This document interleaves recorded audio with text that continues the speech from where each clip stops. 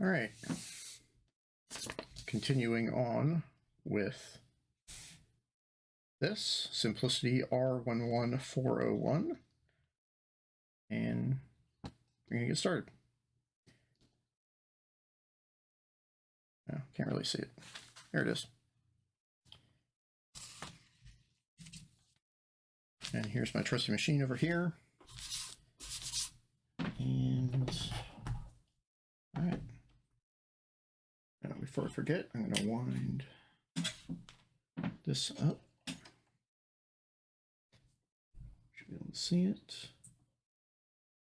Up and down. Around. Hello, viewer.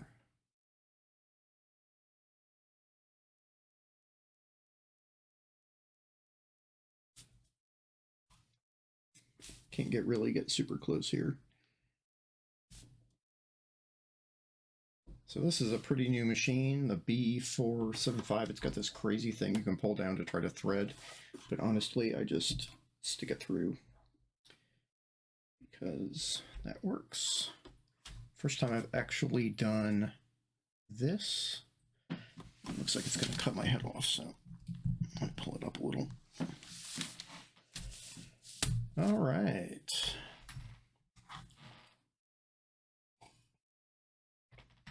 So I'm going to be futzing with my camera a little bit because I have to...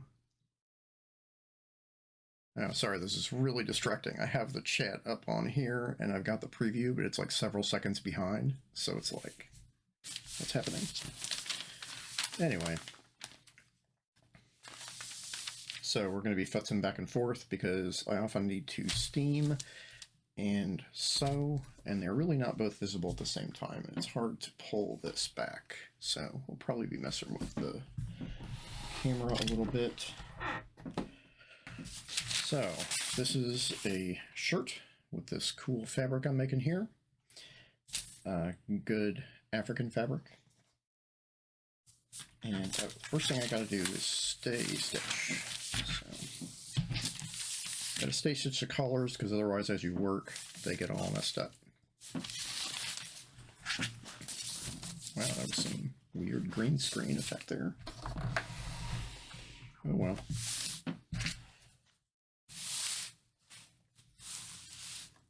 So, 1/4 of an inch stay stitch. And let's do that.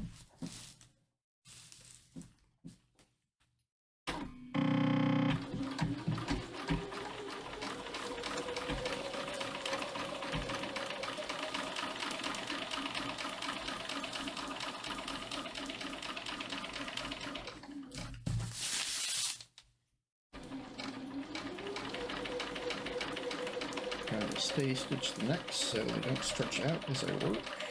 I don't think that's actually much of a problem here, but you know, do what the instructions say.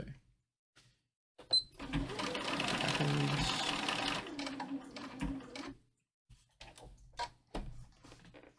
Oop.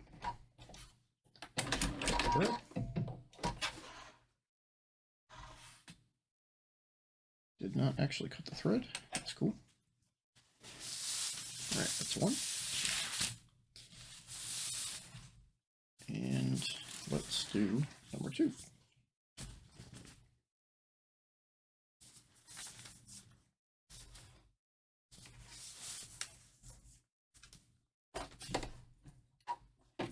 Fourth of an inch.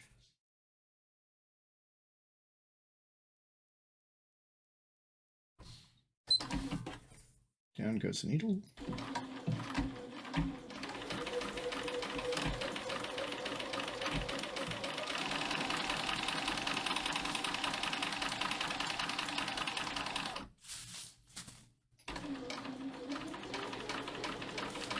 Possibly not the best angle on the camera. I'm gonna mess with it.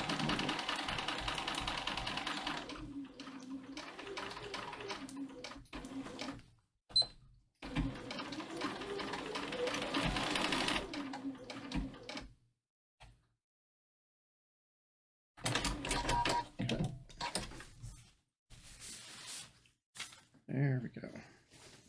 You can see the double stitch here on the thing. Okay, so that's step A.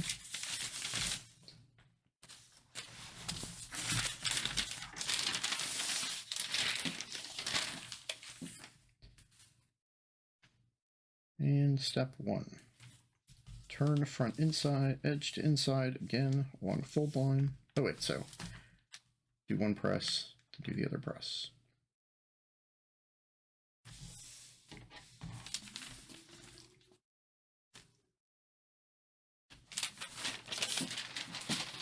Alright, so I'm gonna push the machine, bring up my foot pedal, so push the entire machine out of the way, and then 1 second, I'm going to go pull this up so I can see what I'm doing.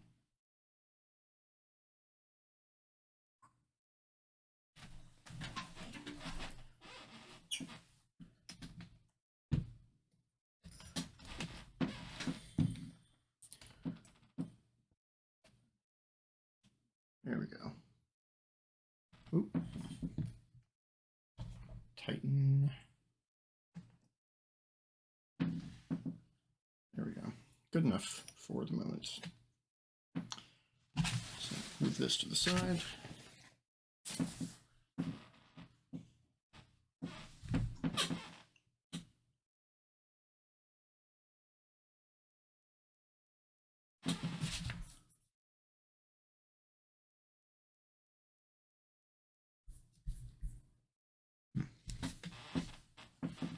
All right, pressing board.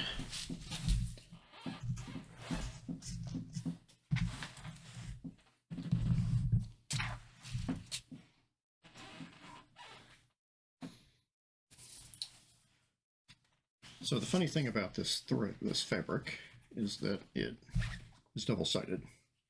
So these are my wrong sides with the marks. And the first thing I have to do is turn on my presser, plug it in.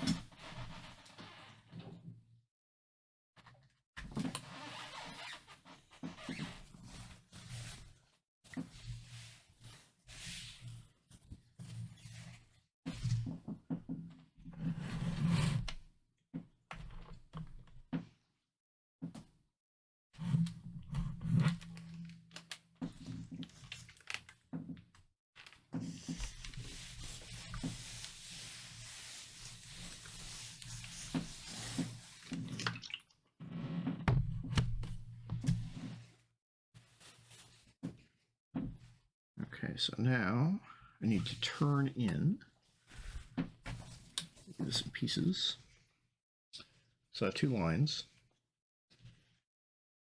Do I turn the inner edge?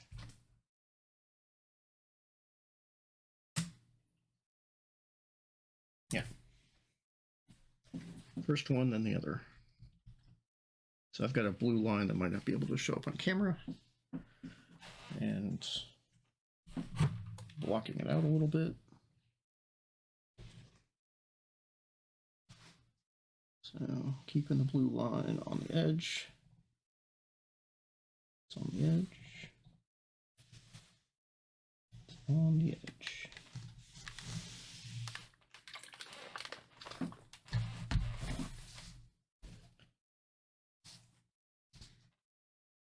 I'm going to start on the other side.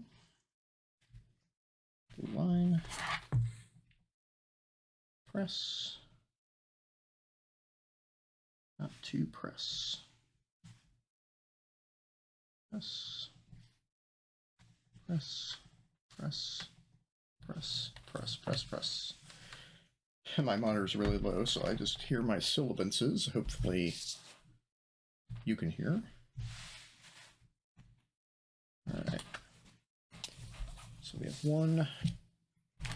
This is the first time I've actually used this press on a full shirt. I notice it could be a little bit longer, but that's okay.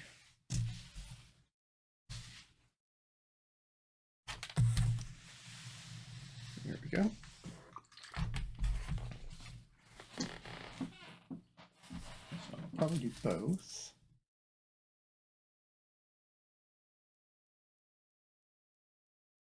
Yeah, okay, it wants me to baste. Let's do these things in one go.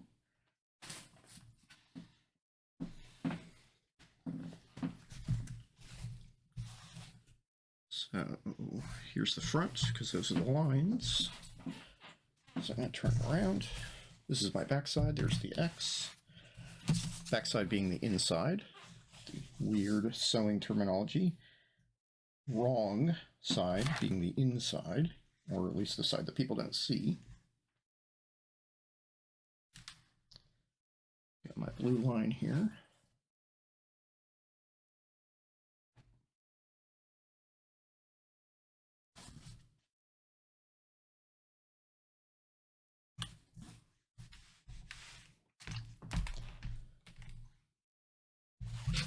Stuff is actually pressing really well, which is nice. I often have fabric that does not want to press or lay flat. Thicker stuff can be harder to work with. I have a tendency to chew off more, bite off more than I can chew. There we go. Okay, both insides are there. Now I'm going to baste so that when I do the next part, things don't fall to pieces.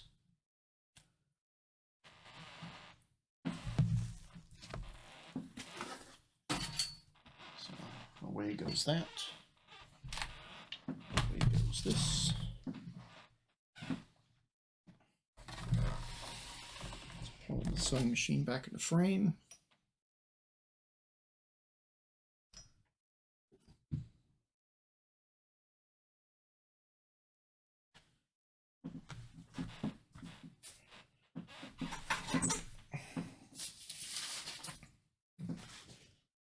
So now baste. I want it's based close to the inside. So do it on the inside. Just do a straight stitch. I'm going to increase it to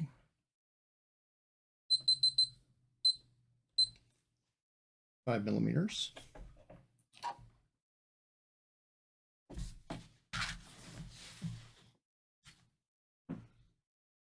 And I'm going to do it about a fourth of an inch in. Oh, right, I took my paddle down.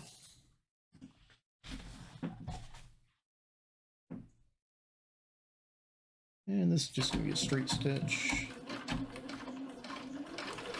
It goes really fast because it's a baste.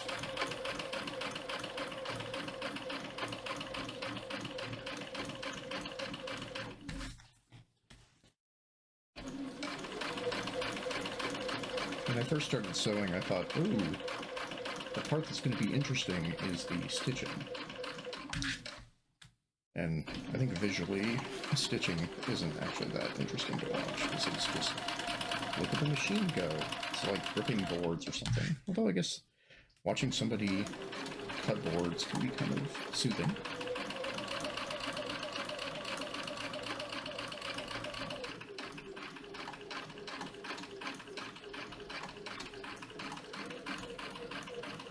For some. All right, pulled out. Now this will stay down.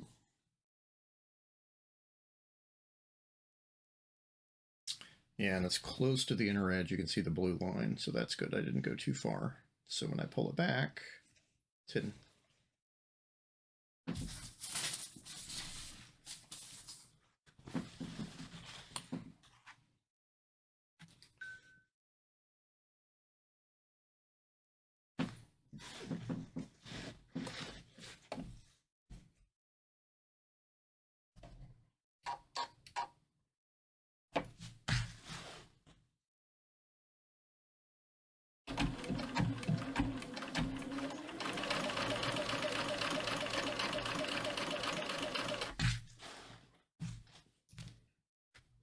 But also, like cutting boards, I think you have to watch it. You can't just be like, I'm going to push through. You You actually have to make sure that everything lines up and lays down. And not just making things go out of whack. So it requires a lot of watching, a lot of manual dexterity. It's not just stick in the machine and let it go. Which I find with a lot of things. I have a tendency to assume, oh, this will be easy or simple, or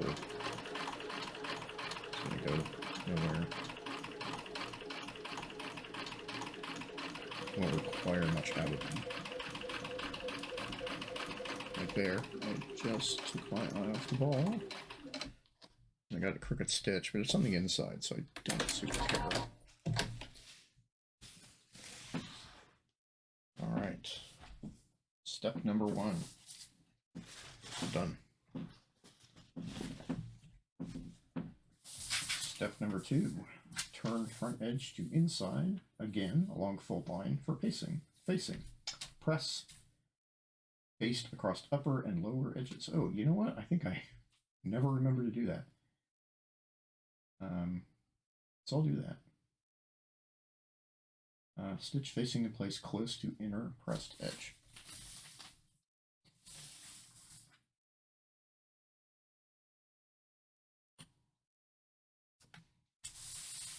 Okay.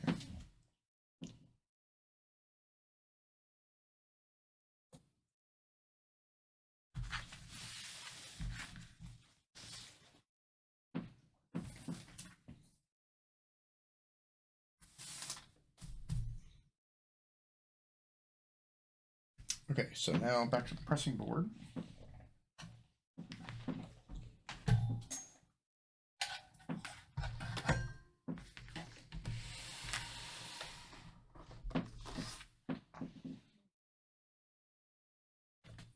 I feel like eventually I might need more than 2 cameras.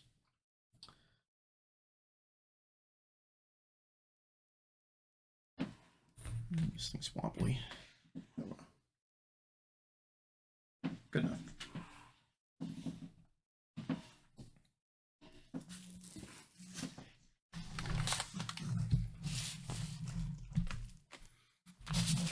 Anyway, once again, that's what I'm making.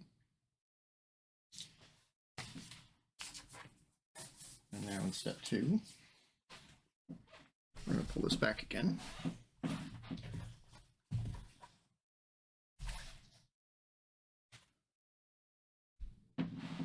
Let's make sure. 2 inside. Okay, front 2 inside.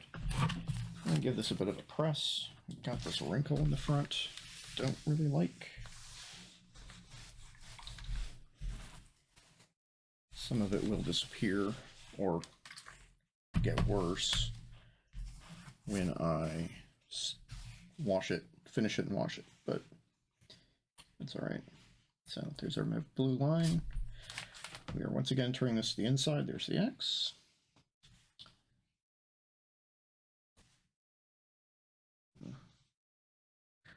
Blue line is getting fainter and fainter. Might need to redo it. Oh, no, there we go.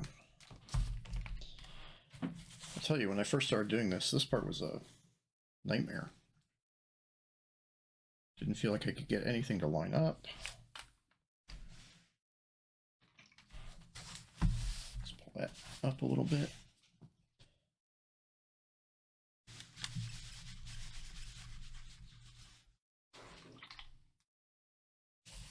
Okay, I believe it said it wanted me to baste the up and down. I'm just going to leave that as it is for the moment. The other one.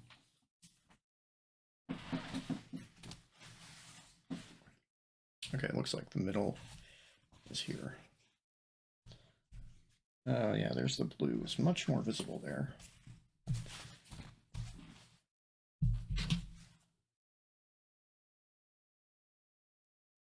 So turn it up. Press. It is so weird. I just have the monitor on my headphones so I can hear kind of what's going on and also pump some music in. Eventually I'll probably figure out how to do some royalty-free stuff. But for now, I just kind of have my monitor on so I can make sure I can hear myself talking. But it's low enough on my end that I just get some sibilances, so hopefully you can hear. All right, there we go.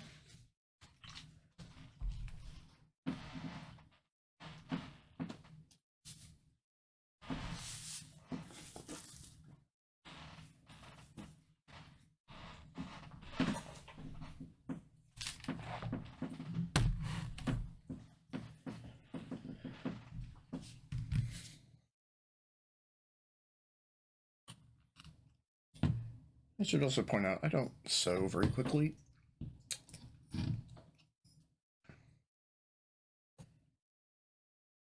Well, I'm also figuring all this stuff out. I'm talking to myself.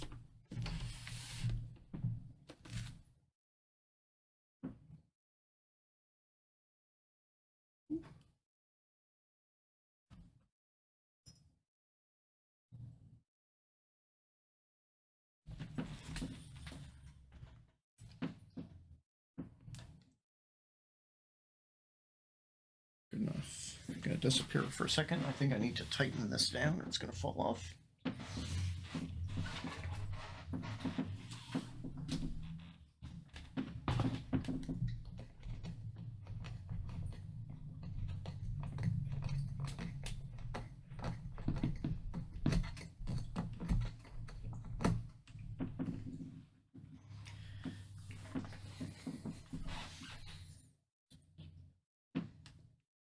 All right, much better.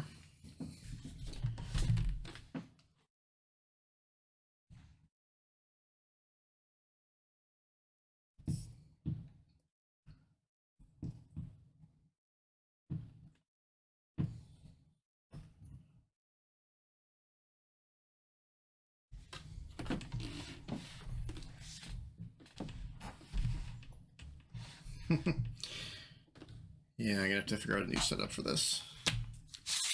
Oh, good enough. Okay.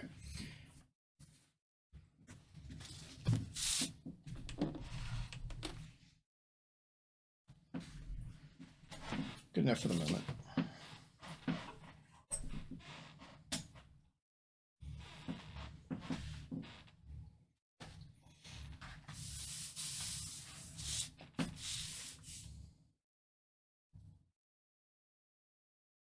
All right, we're gonna baste, which means a long stitch. Pull this in just a little bit.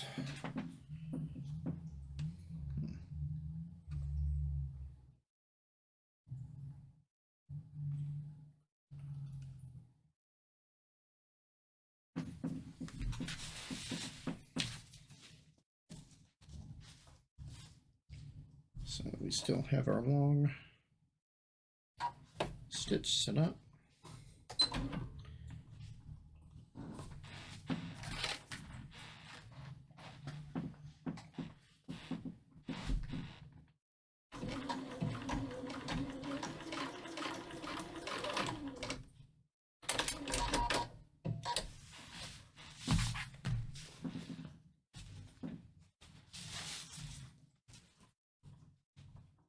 So top,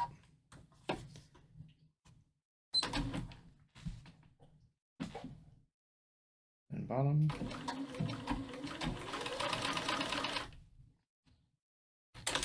Cut.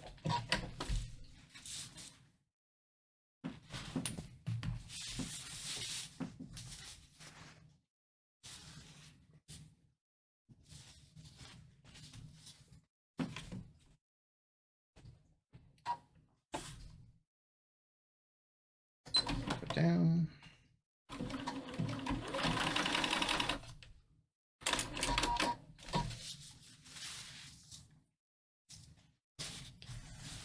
I had an old machine that all this process would be manual. That being, put the thing down, bring it up, set the lengths. Now it's just like a bunch of buttons presses. which is cool.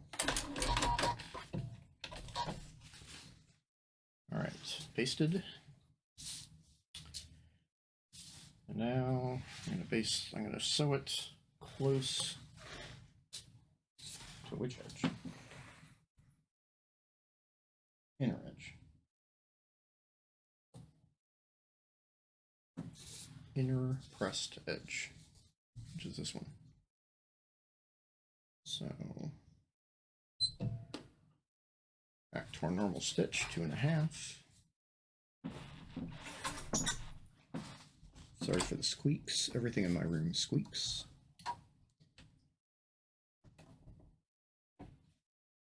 So we're going to base this down. All this is set up for the buttons down the front.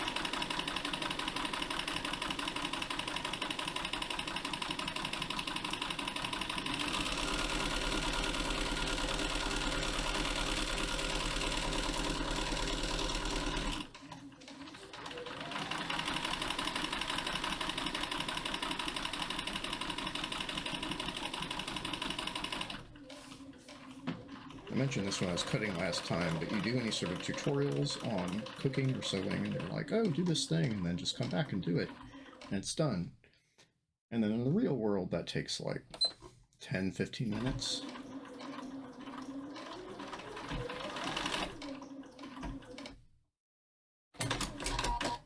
But then you do it for real. Yeah, it takes a while. There we go. Slightly uneven.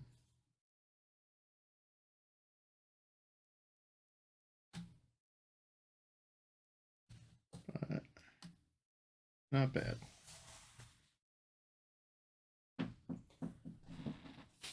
So that was the right side. This is the left side.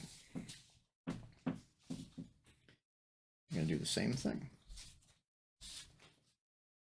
This is the left side, right? Here's the inside. Yep.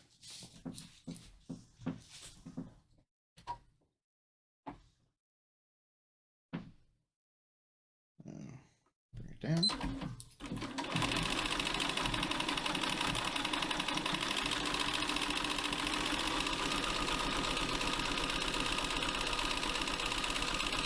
Fold over it. Pretty nice. You can see how a lot of the patterns line up. Fold. Not perfection.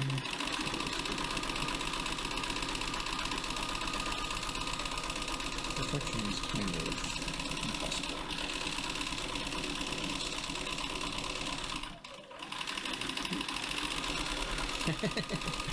I say that and things slip away because I look over. The head moves the hands. The hands move the head. It's both. It's a big concept in martial arts also.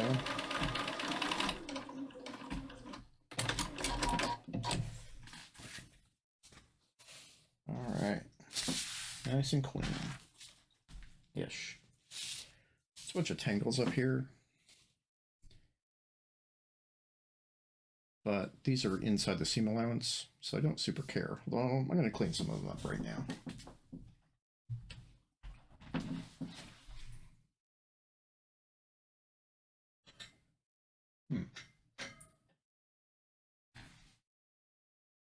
I have little snippers. They seem to have walked away, so...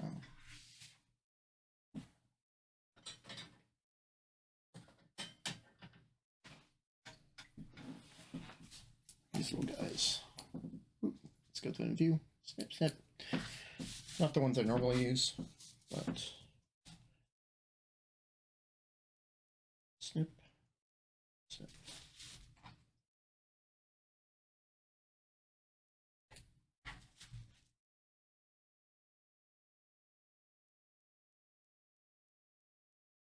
I'm using kind of a brownish thread. These stripes are more of a burgundy, but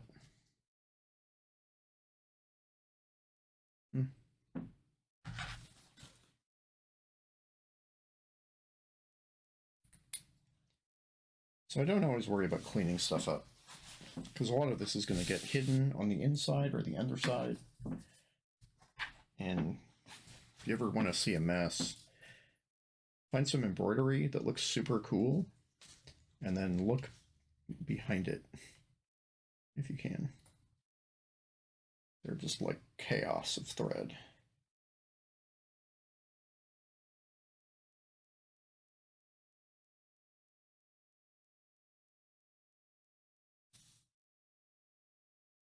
Snip, snip.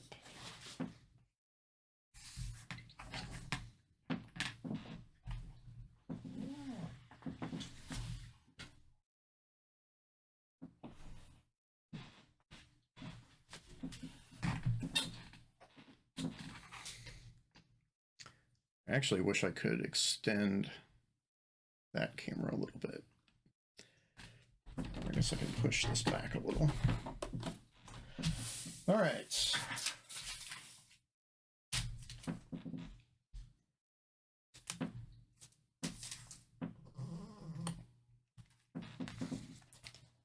All right, so I now need left side, which has these dots on it.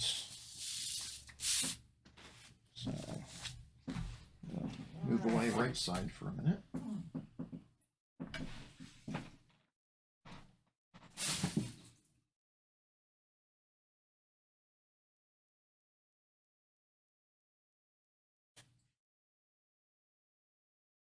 And find my pocket piece, which has disappeared.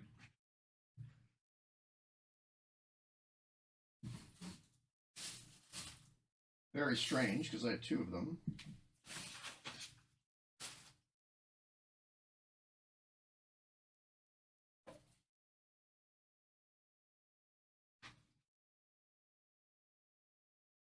There we go. All right, pocket.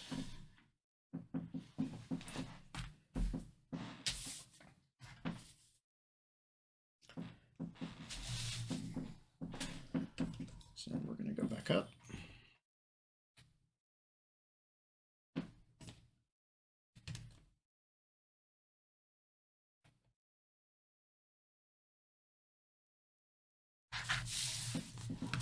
Do some pocket stuff. So press under 1/4. So here's the front.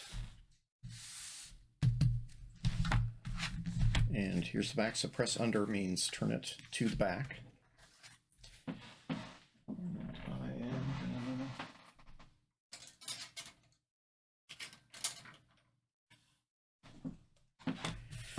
So I'm going to mark 1/4.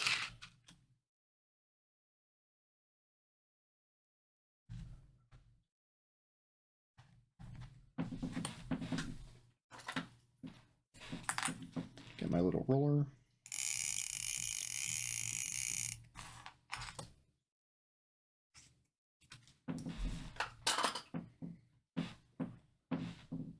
And we're going to move this out of the way again. And what we do is we turn under on the blue line.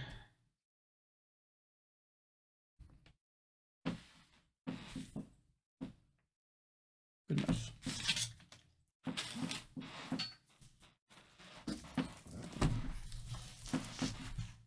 Turn the pressing mat.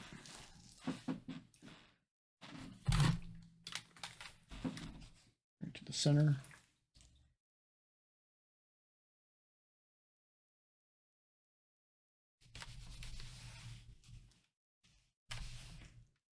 So we turn that under so it won't fray later. Goodness.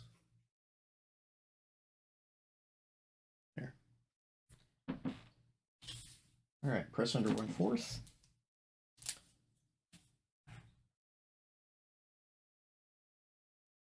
Turn upper edge to outside along fold line. So we're going to flip it over. And then we have this blue line. I actually think I meant to do this on the other side, but since there's no right side, wrong side,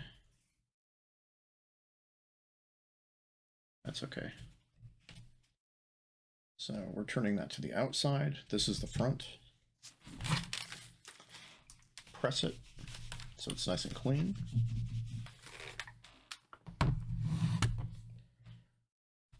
There we go. So this bit I'm probably just gonna stay here and do some stuff off screen, because with the pocket you've got to go back and forth a lot.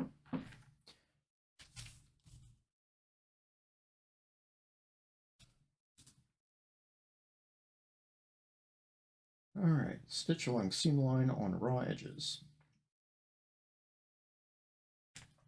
So I'm trying an experiment. This is normally rounded, and I'm going to make it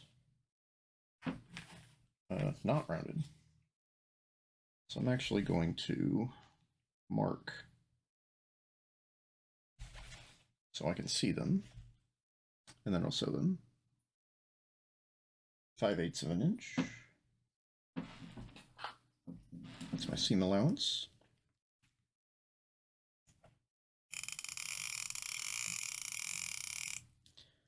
So what I'm going to do is sew all along this and then turn under.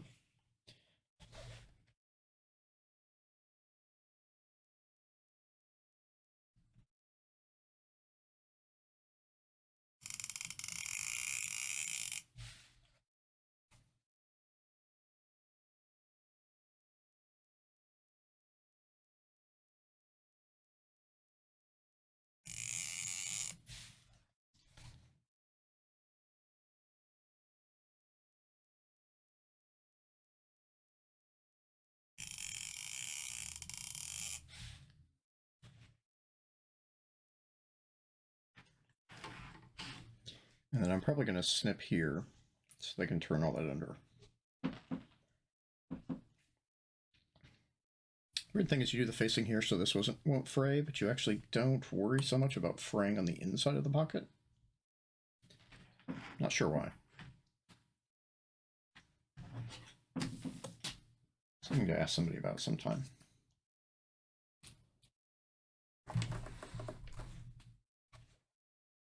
Move this.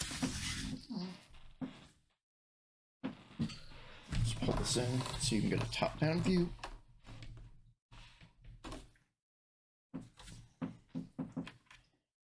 So seam allowance.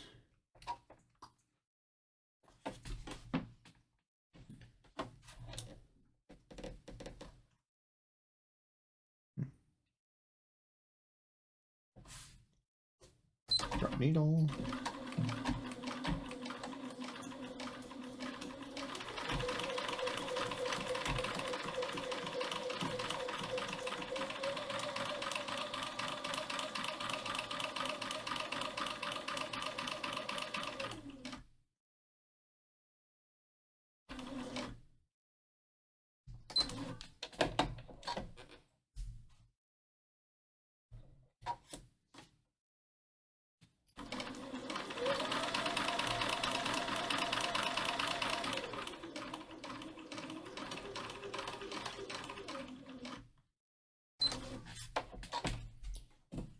So all along those lines, which gives me a nice edge.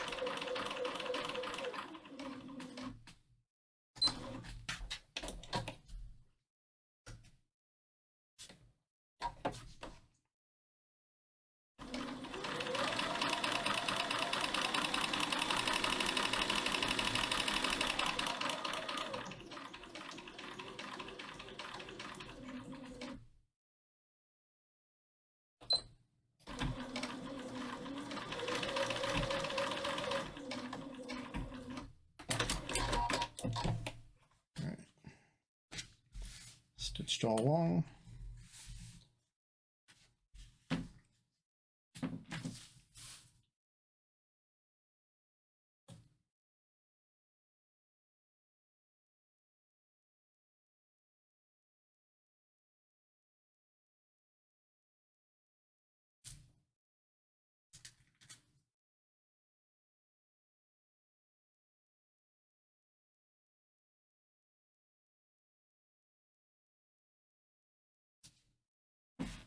Right, okay.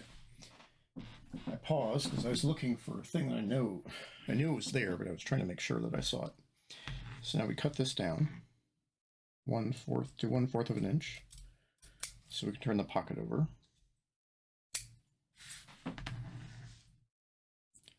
I'm just eyeballing 1/4 of an inch.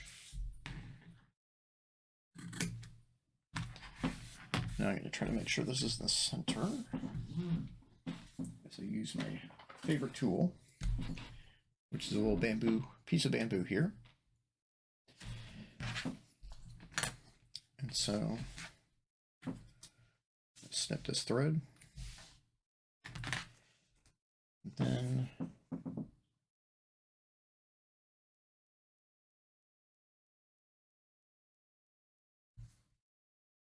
all right, turn corners right side out. So turn them over, use the little thingy, pop that out, flip it over, pop that out. There we go, nice and crisp. Crisp edges. On one side, the other side isn't as crisp. Cook that out a bit more. Not bad. Okay, so we've done that.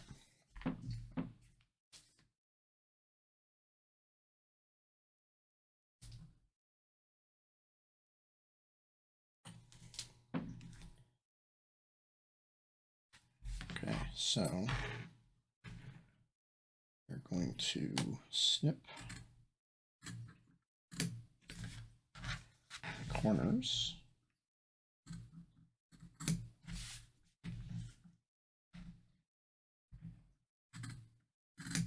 Snip, snip, snip. And bring back the pressing board.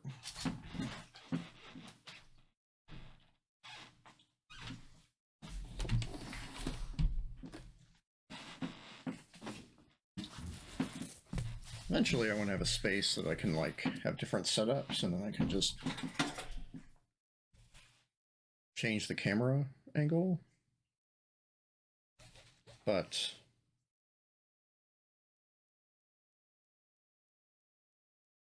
not now. This is only stream 2. All right, so pulling this over, I'm pressing down. Cool thing about pressing, I never knew this when I started, and you can kind of see this here. So if I fold this over and I bring it up, you can kind of see it's rounded. It's hard to see probably, but it's rounded. Fold any piece of cloth over and you see kind of this rounding.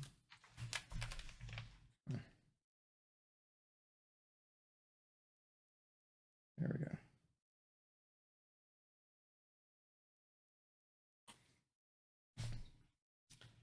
So if you press it, it falls much flatter. So it's not round anymore. Sharp edges, which is pretty cool. All right, one more, turn this in. And I want this to match or be hidden under there. So I'm going to hold it.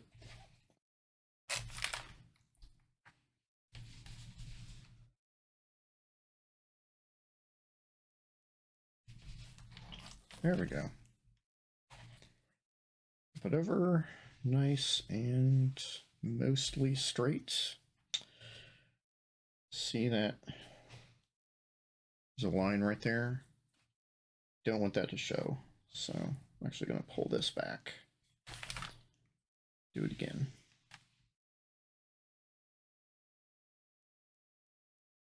The edge in.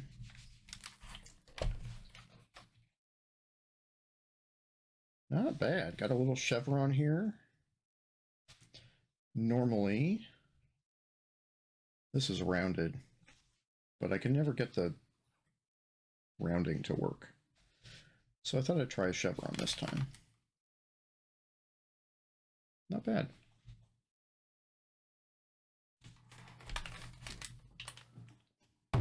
Bloop.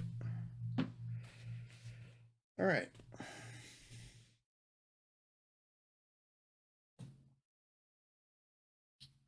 This edge needs to be turned in a little bit more. There we go. Now actually, and I can never quite seem to get this right. That curve. I'll try to press it out a bit more.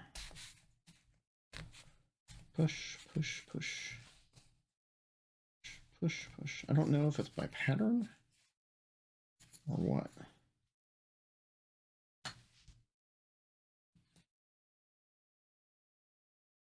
But it always comes in a little bit.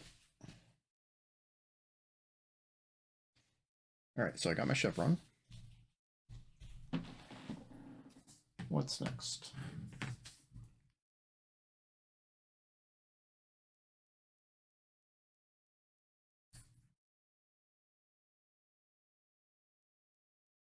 Stitch facing close to inner edge. So I'm going to come back and I'm going to stitch this down here, which will show up a bit on the front.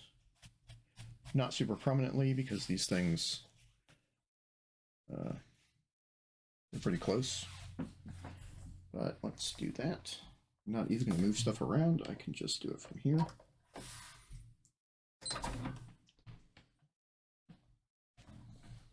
As long as my foot pedal behaves.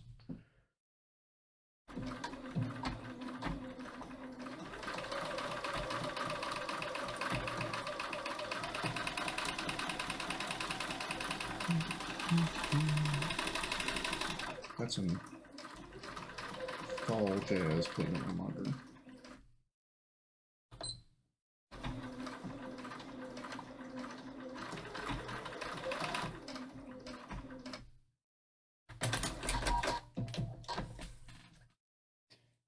There we go.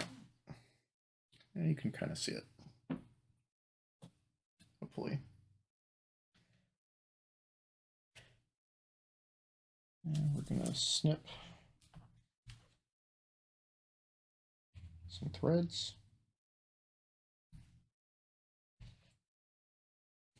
Clean this all up.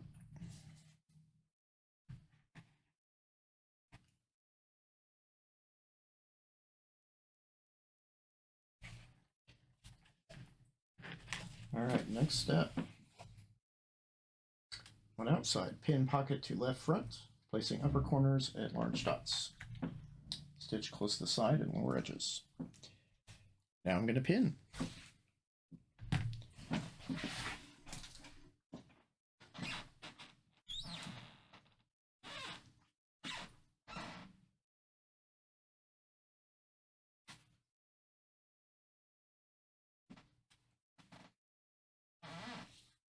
So left, nope, that's the back.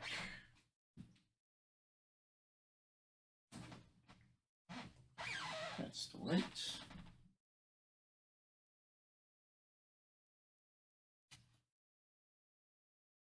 Where did everything go?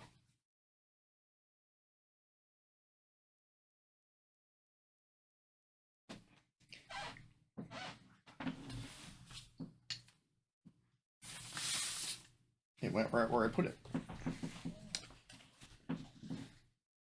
Okay, so here's my back side. Here's the front side. This is the left. Comes down straight. Down the middle. And it's the left side. There's the armhole, there's the neck. Okay.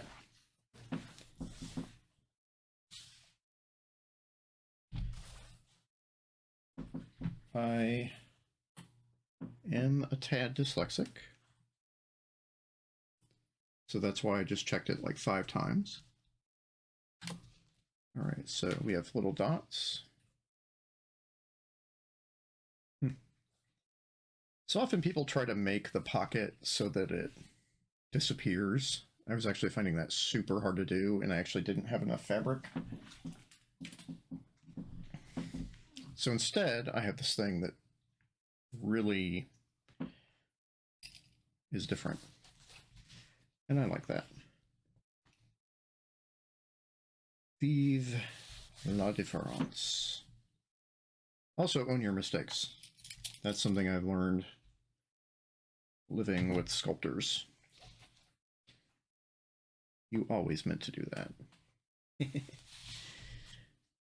Okay.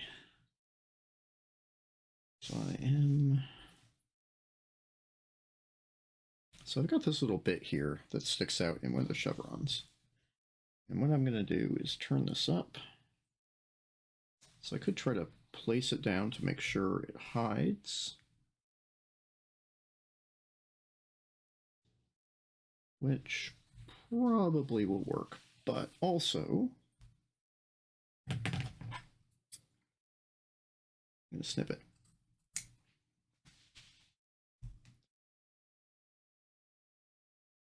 There we go. Everybody else is hidden.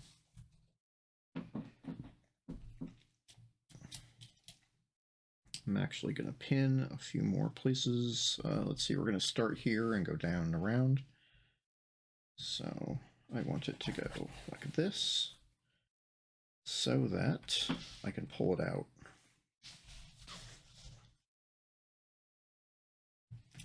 More easily.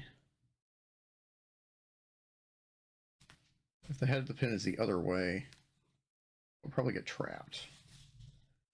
And I don't want that.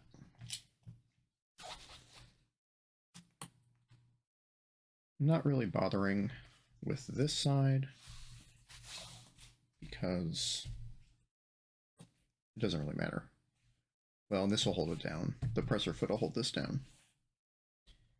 All right, let's make sure on that side, pin it, sew it. Cool. And then we're done with the front for a while. I just did the streamer thing. I said we. Love it.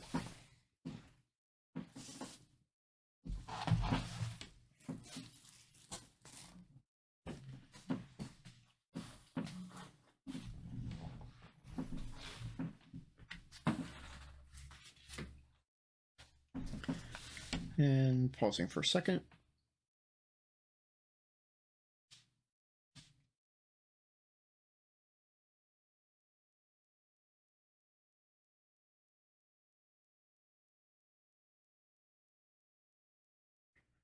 Sorry, I got to send a message to somebody that I meant to send to a while ago.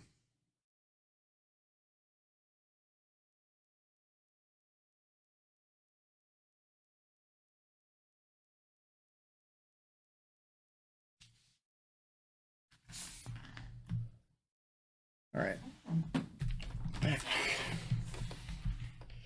to here.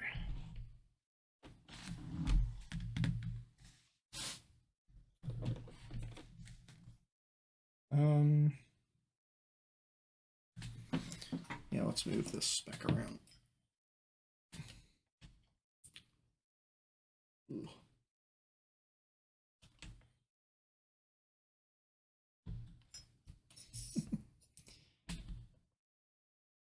Kind of ridiculous.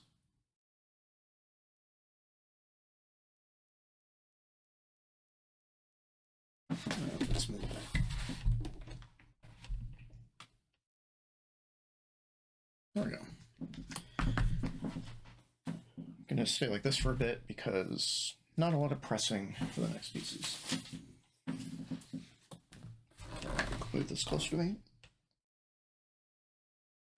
Good enough.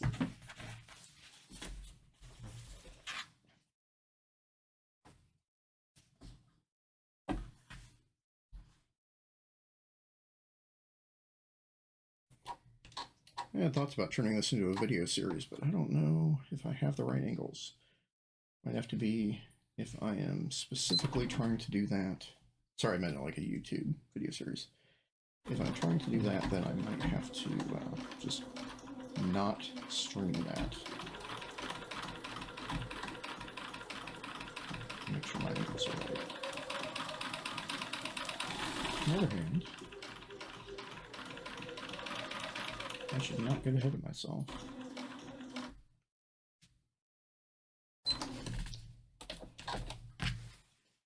One side pocket. So a little bit.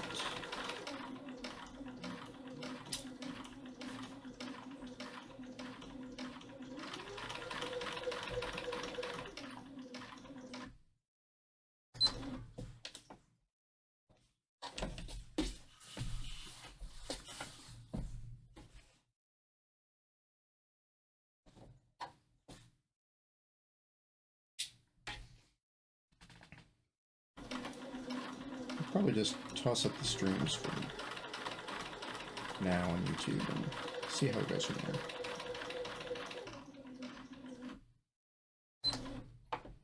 Rome was not built in a day.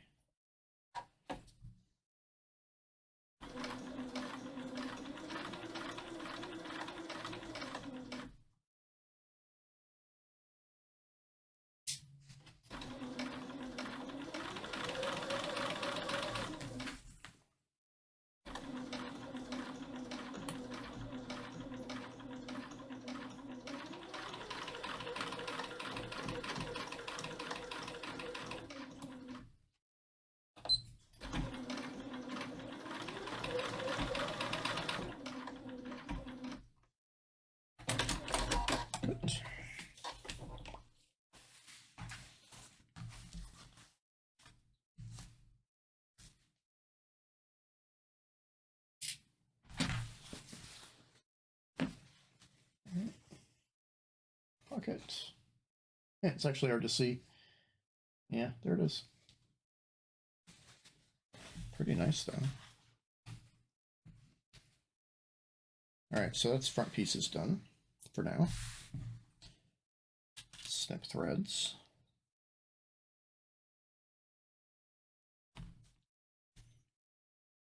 And it ended up being a little bit off center. One part's a little lower than the dot, and here's a little higher. Might look a little off center when I wear it. But as my mother continuously reminds me, no one will notice at all. Okay, front pieces. Beanie.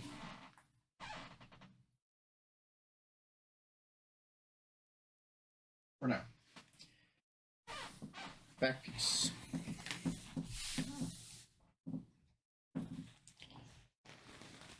So back piece.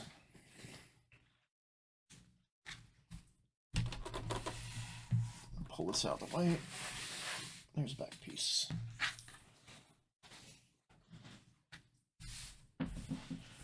So back piece has a pleat in the back. So you fold, you have two inner solid lines and two outside dotted lines. You fold and then fold solid and then bring it to dotted. I'm going to pin.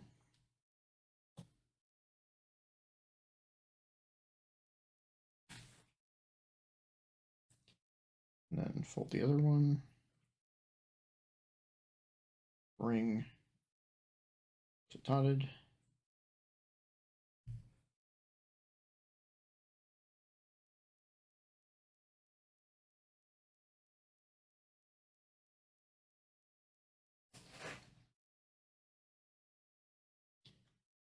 I believe this exists because this is a tailored piece, sort of. So it's kind of form-fitting. It's got this curve.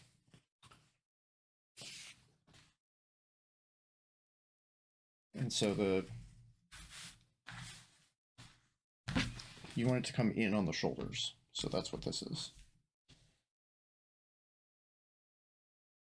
And that's on the outside. Okay, so now I'm just going to baste. So I'm going to go back to my straight stitch and the long one.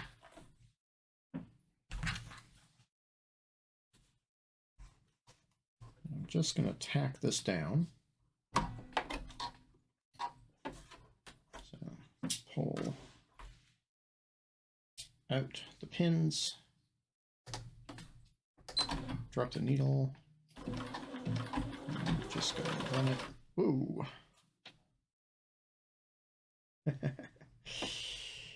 Ooh. I'm going to pull back, drop the needle, raise the presser foot.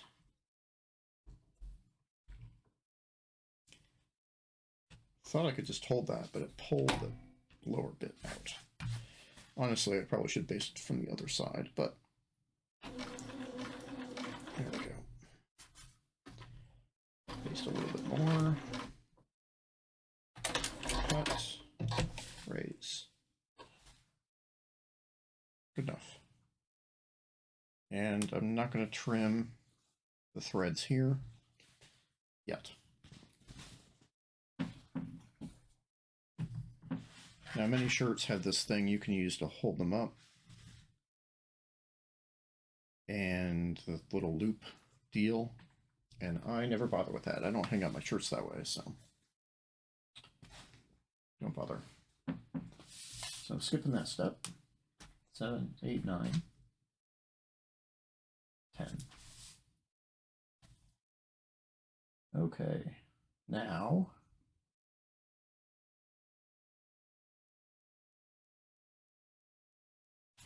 comes the weird part.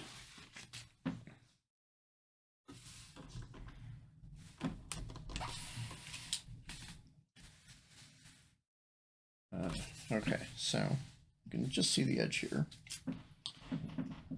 Grab the next pieces.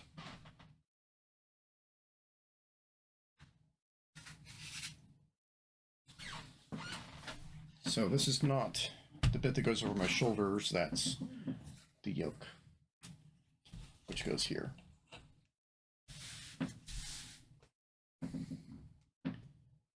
And one of these I need to be the inside, because it's got some holes. Yeah. So this one is going to be the underside. So the first thing I'm going to do is stay stitch the neckline, the back of the neck, much the same way I did other stuff later.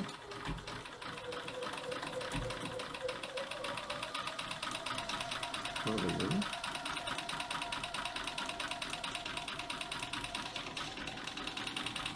Just stitching around the edge so that it won't deform.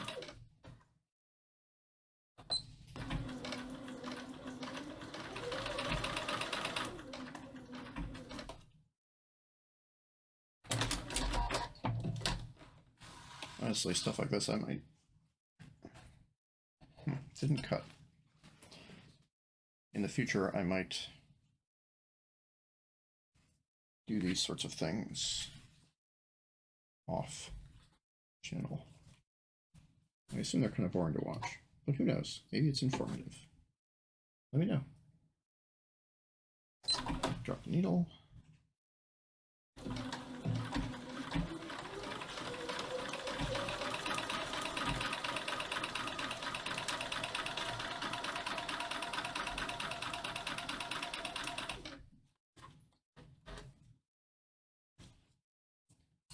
It's getting caught. Snip it.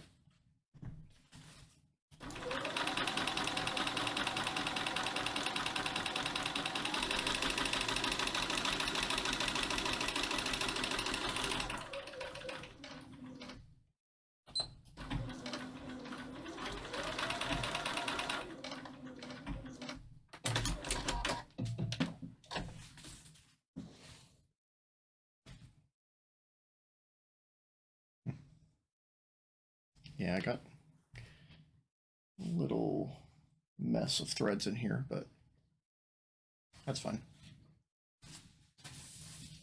Okay, so now we're going to do what is called the taco, or the burrito method, one of the two. Okay. And this is the bit that I'm probably going to get confused on and get mixed up with several times. I'm going to pull back to overhead.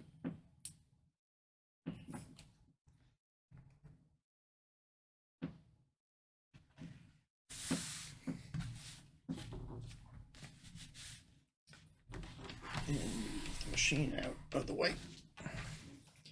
Okay, so the yolk sandwiches the front and the back. And these diagrams are weird.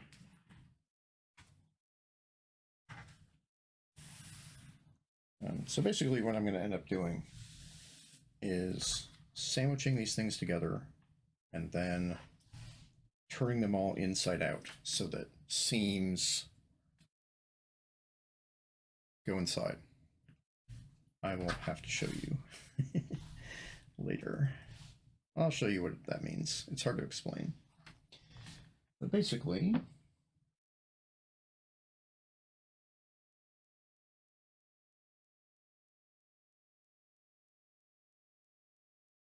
yeah.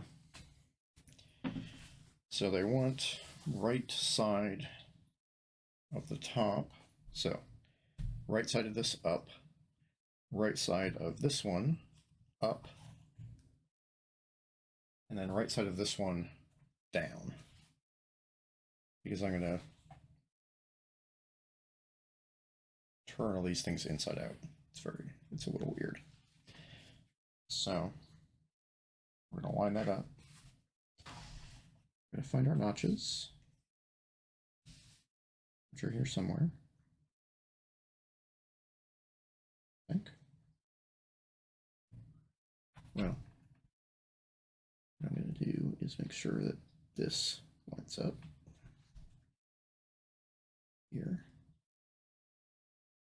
I wonder if I missed my notches up. Well,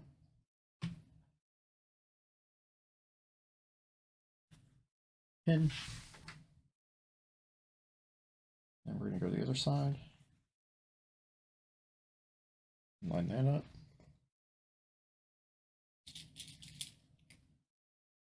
And pin. Now, before I go too far, let's see. So this, do I care which of these is up? Not really.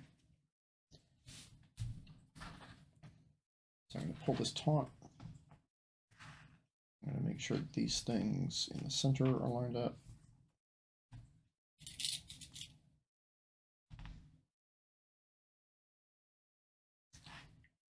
Make sure that these are lined up. Oh, there's my notches. Yep, lined up. Gonna pin there. Pin here. Make a bunch of pins because I'm going to do straight down the line, and I don't want this to come unglued. All right, notches there, lined up.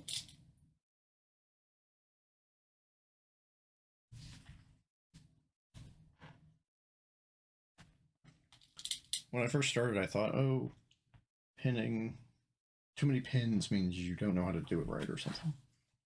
Kind of a weird macho thing.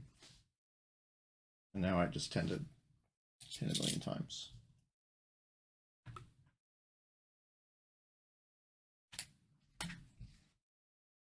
Measure twice, cut once, and all that.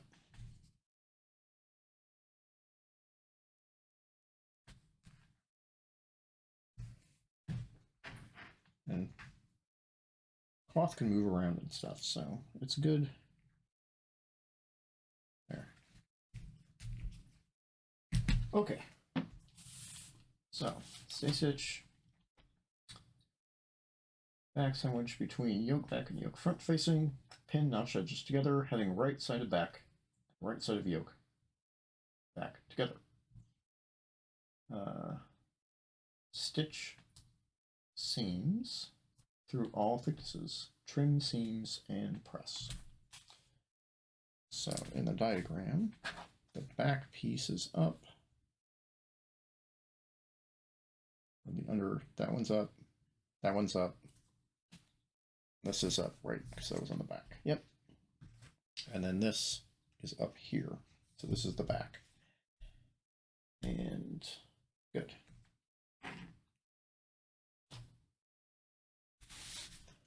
So straight stitching is kind of boring. So we're just going to leave that. Now. Bring the machine over. And this is at 5/8 of a seam allowance. So we're going to keep this right against that. Right there. So back stitches. And I stop every once in a while to make sure I reposition. And do it.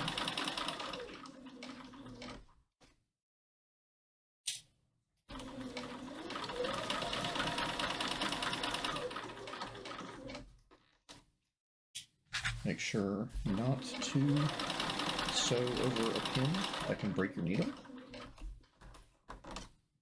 in such a way that it comes out and hits you in the eye. Don't want that. I don't want that.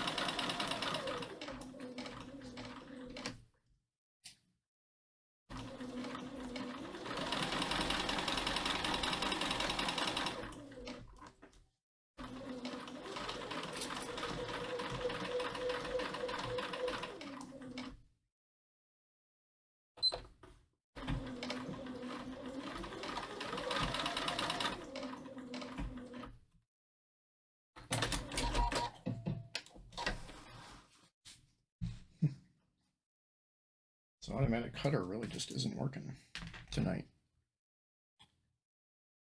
which is fine. I'm used to it. All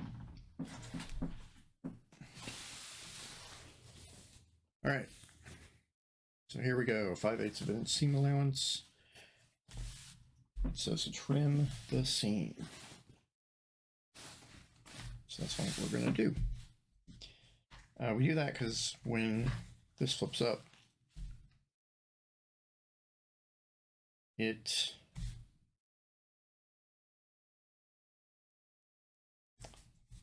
have this thing under here, and if there's too much of it, it's going to feel weird, really thick, and you kind of don't want these to be much thicker than, say, 1/4 of an inch or so. I'm going to trim it just a little bit more than that because I get nervous.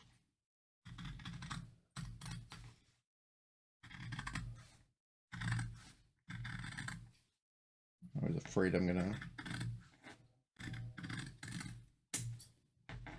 do something weird.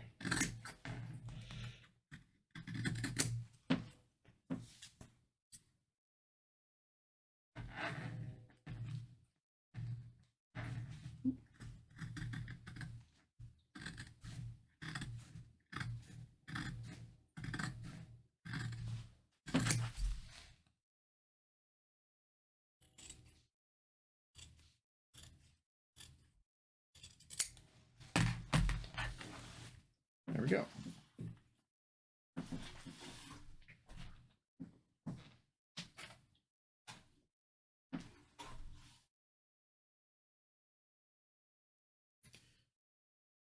Sorry, that was off angle, wasn't it?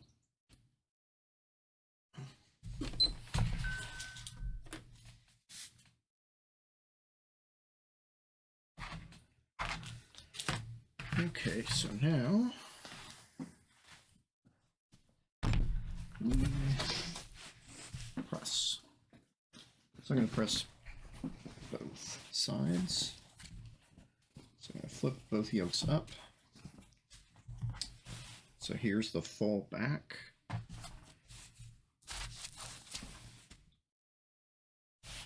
So it's going to look like that when we're done.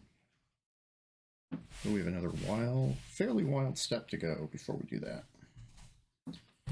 So we're going to press up to even out these seams.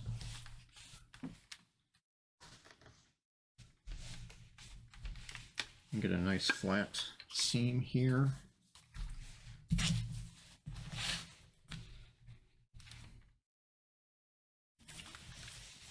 So now you can see we have this weird topology. We got a weird seaming because got a little wrinkle there.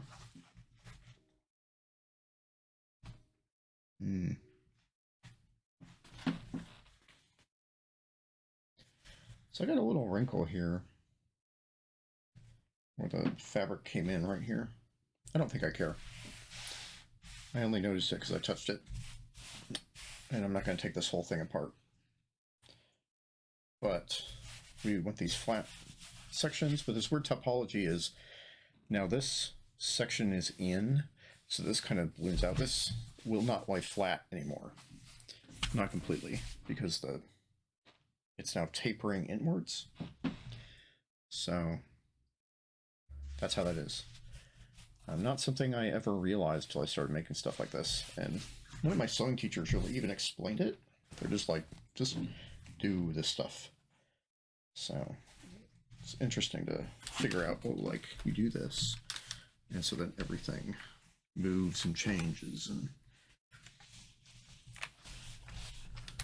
and that's how we take these flat pieces of cloth, so we cut out flat things, and then we create this topology that fits around the human frame. So that's interesting.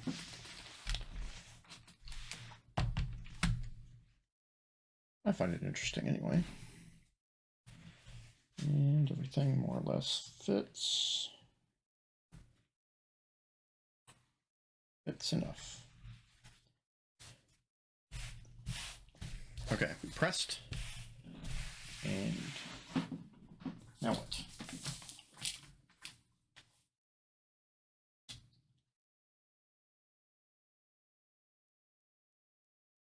Now the weird stuff. Okay, so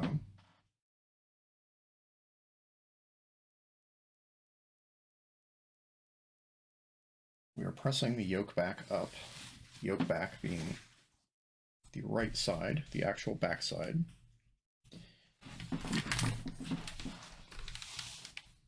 Press that again. Okay, so we press this up. So it's up. And then actually what we're going to do, even though it said press, now we're going to press we're going to have the back up and the facing down. So we're going to do a weird thing. So say to press. Yeah, okay. So we have that. Now, we're going to grab our fronts.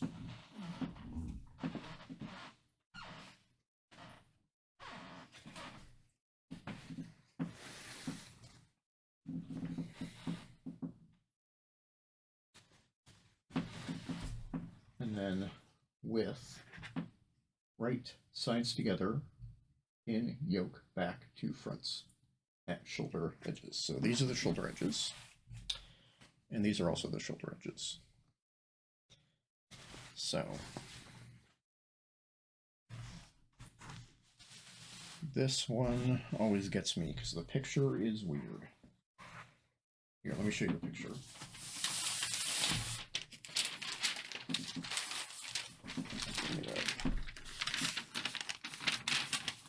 seen. It's this one. It's probably a little too bright to see it, but it can be hard to see like what's back, what's front. So, but what this is telling me is yoke back, which is this part, is up. The wrong side is up, this side. This is the right side that's underneath. And then the right sides of the fronts are facing upwards, which means left side goes here, right side goes here. Facing upwards. Or rather, just any sides. So this side, which is actually the right side. So I was wrong. Right side goes here, left side goes here. Yeah.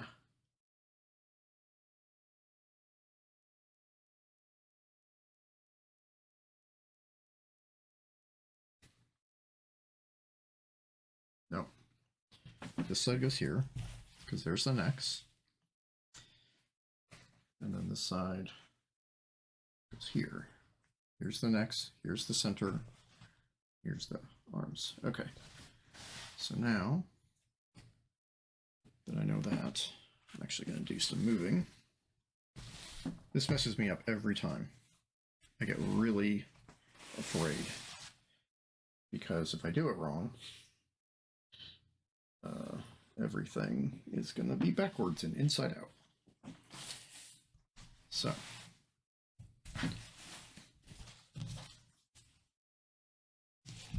here are these. This is the left side, this is the right side.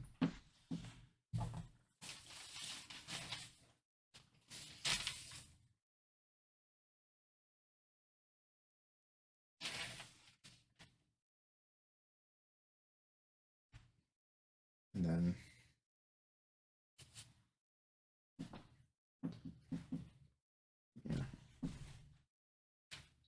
so right sides together. This is the wrong side. So wrong sides up. You always pin right sides together. So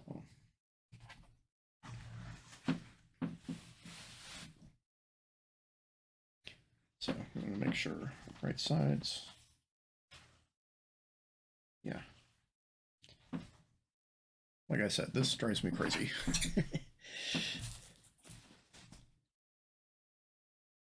Sorry, I'm trying to get rid of the crazy tag in my vocabulary.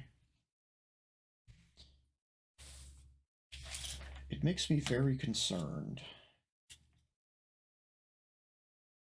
that I'm going to fail in a fashion that is not easily recovered from.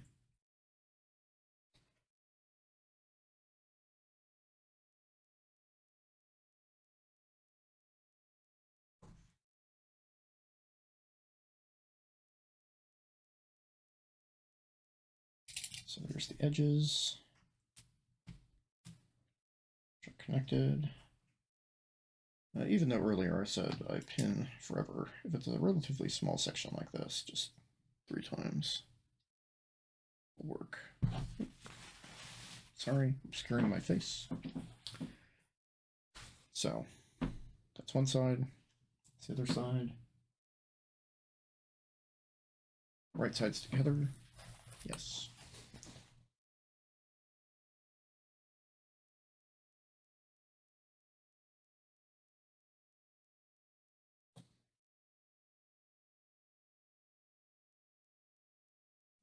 Notches together, more or less together.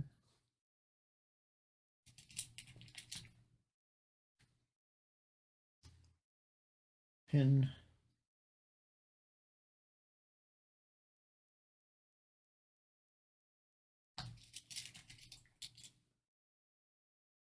Pin. Make sure these are lined up. In the center.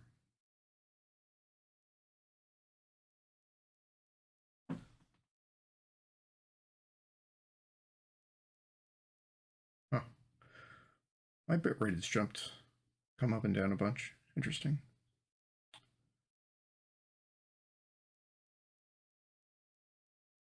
Well, anyway. Here we go. Shoulders together. Shoulders together. See inside the facing. Facing down.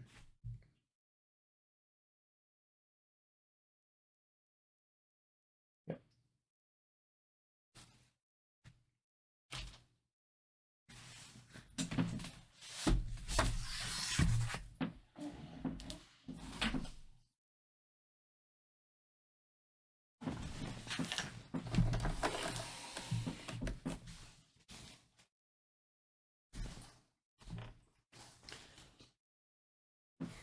Well, these are short stitches, so I'm not going to change the camera yet.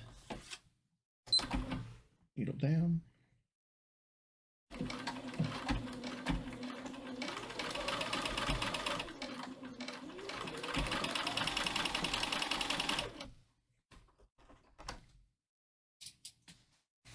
Not sure I'm going to finish these edges. And the yoke they finished a very specific way. Man, this keeps catching tonight.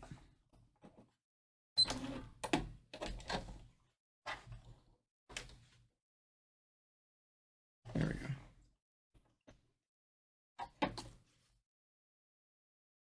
I need to trim my threads along like that.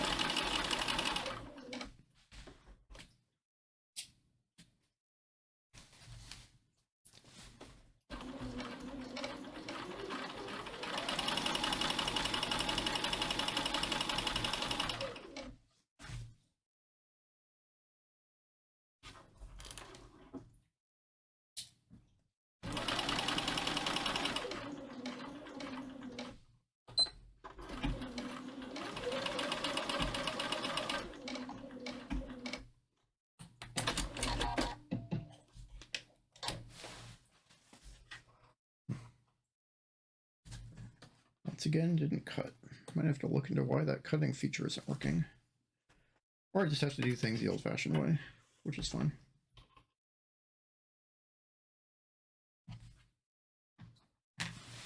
Okay. One down. Snip threads.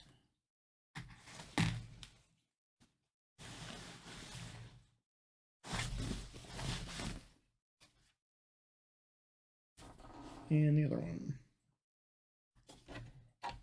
There we go. Drop the needle. Pull things a little taut. Whoa. And stuff broke. So let's pull it up.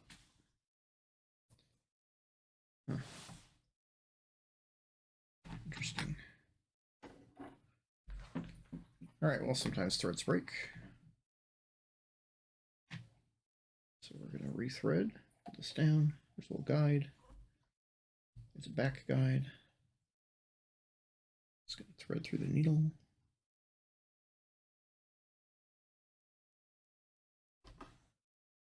And underneath. And snip.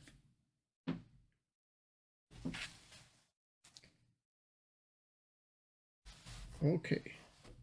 Round 2. Drop the needle.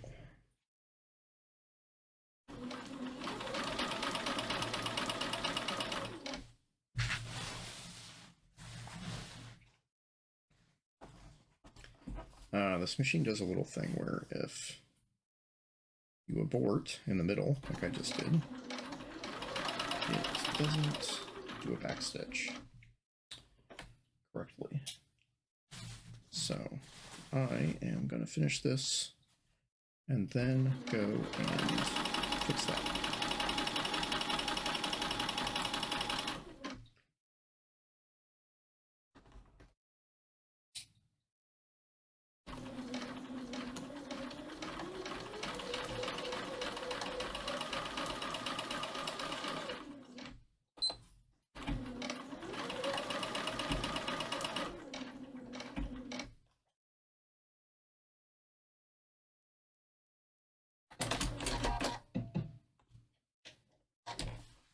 Okay, well, it snipped that time. Ooh. All right. First mistake of the night. If you can see this, but since I just restarted and didn't, yeah.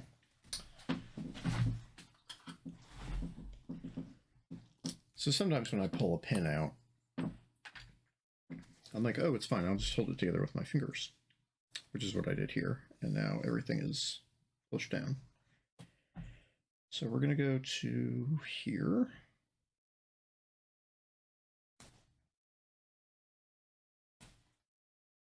And I'm going to rip some threads.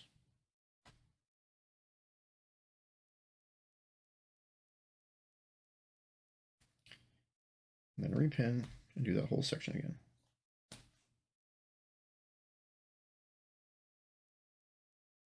I don't have to do the whole thing. I'll just start from here, go over there.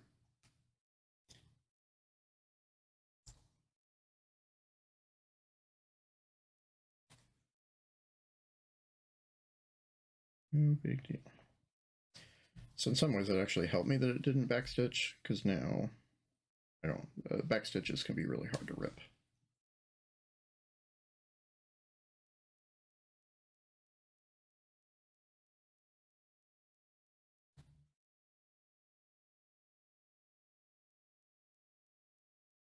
All right.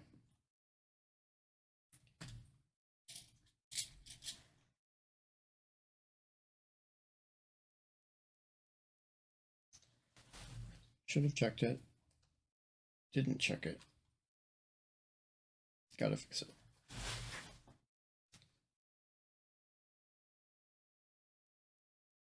So I'm gonna go back to here. And then go over it a bit and backstitch and it'll be sunk in.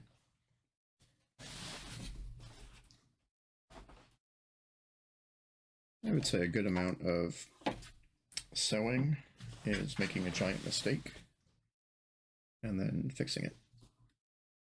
Drop the needle.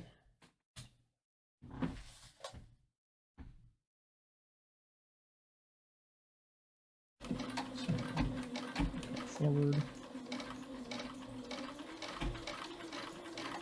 Backstitch. Forward in.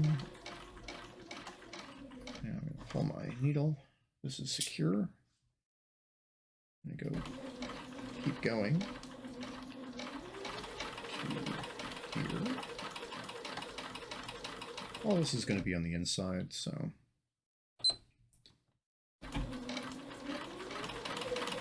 and eventually I'm going to edge stitch over everything too, so should be fine.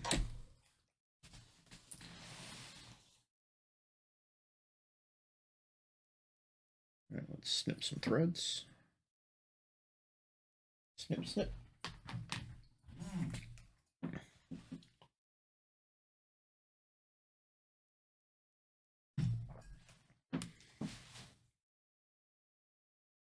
Okay.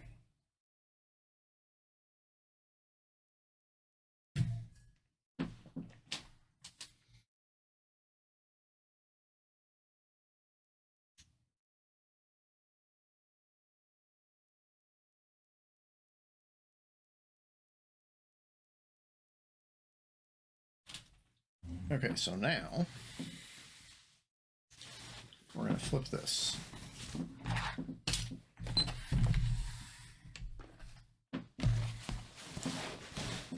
And do the cool thing. So now we're flipped over. Here's our wrong sides up. Those are the insides. And what I'm going to do is take the front side and the back side. And it's off screen for a moment, but you'll see it in a second. We're going to roll everything up. Roll it up, roll it up. Towards the back facing. So here's the other facing. You see that? So then we roll this bit up. Make sure I'm doing that right. Yeah. That's the right side of the back.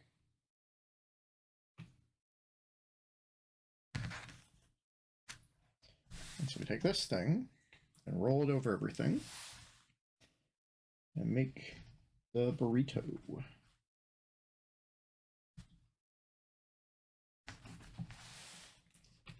So we line it up.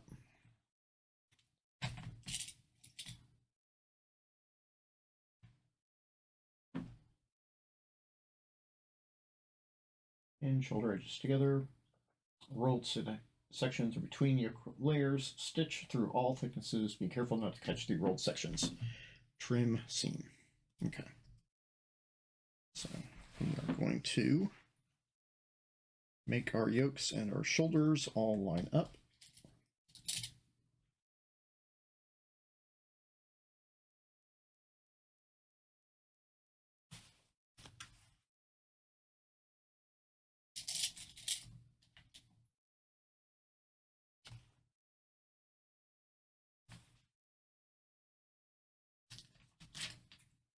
Snip a thread.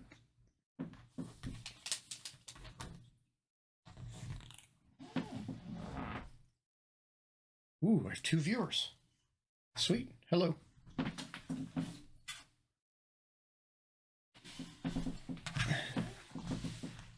Okay, so I don't know when the new person came in, but I'm doing some acrobatics here where I have a front and a back all rolled up.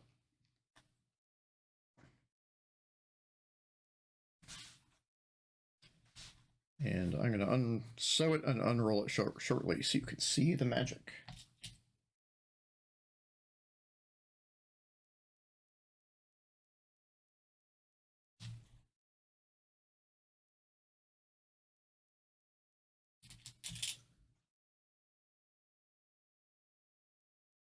There's the magic. Oh no, prelude to the magic. So the 2 yolks, most of the shirt rolled up in this little burrito thing. And now we're going to sew these together. Seam down here. Just making sure that I'm matching this up to my picture. Yes. Now I'm going to pull this up. Again, not bothering to change things because I'm just doing some straight stitches. So this is going to go through. Make sure everybody's lined up here.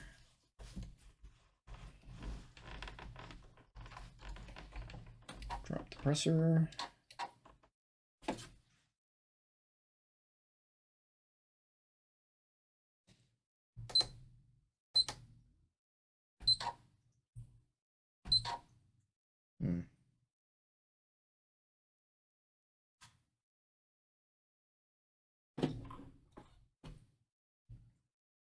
That's weird.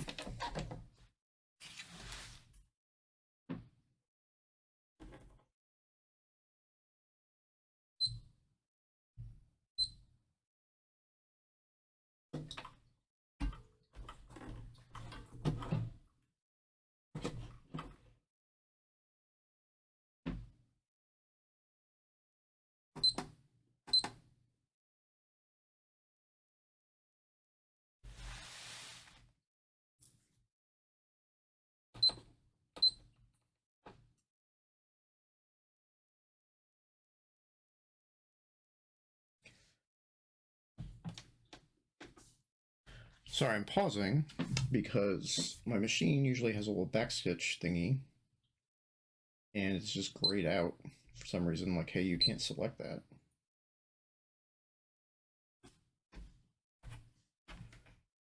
Huh. Well, all right, for a moment, I'm just going to do this manually. Love technology. By manually means I'm gonna sew forward a couple stitches.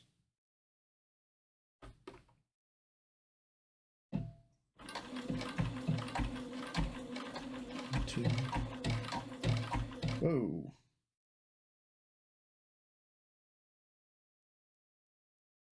What?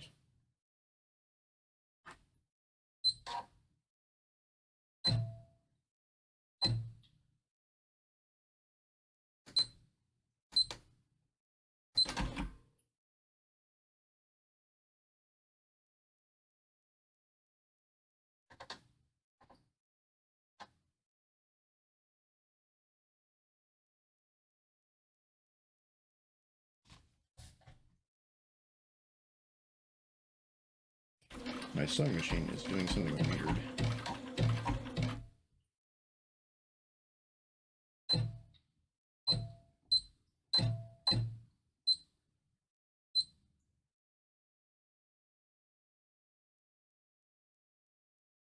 I think I hit a button.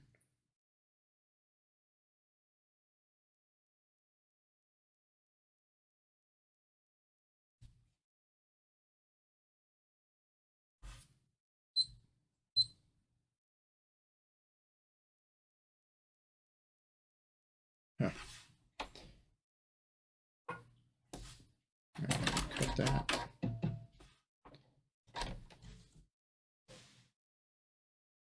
Did some little chevron thingies. All right, I'm going to pull this to the side. I'm going to hit some buttons. All right, no.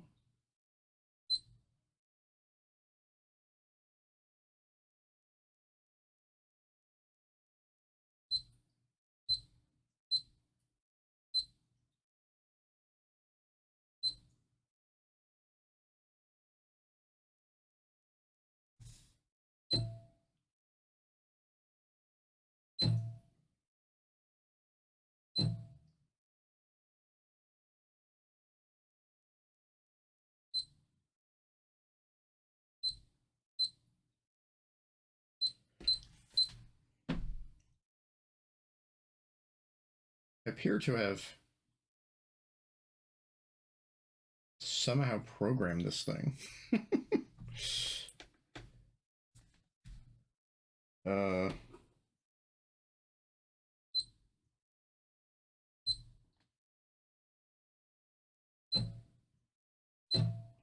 do a bunch of weird stuff.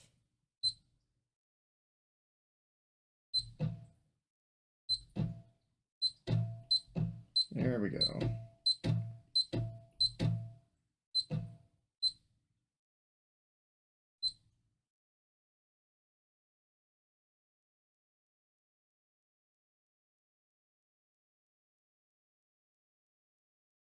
I think I accidentally hit a button when I did this. So I'm going to reboot my machine. And then later on I should read a manual, because I have no idea what just happened.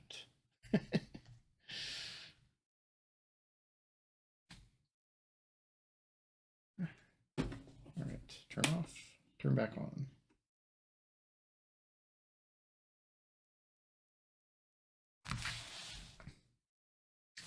While that's happening, I'm going to rip these stitches because I do not want these long, weird chevrons here.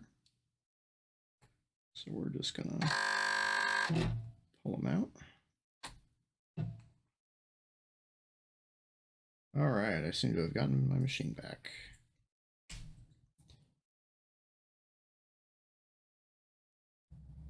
So,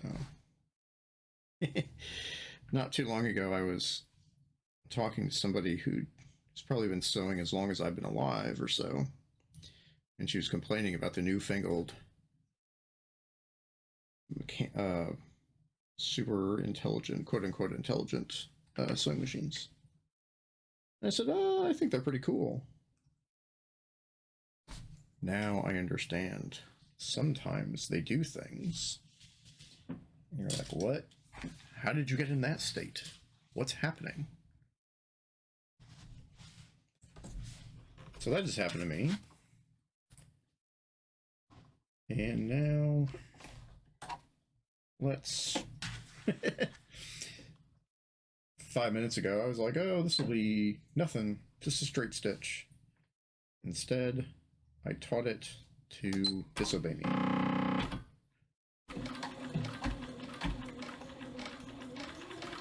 There we go, straight line.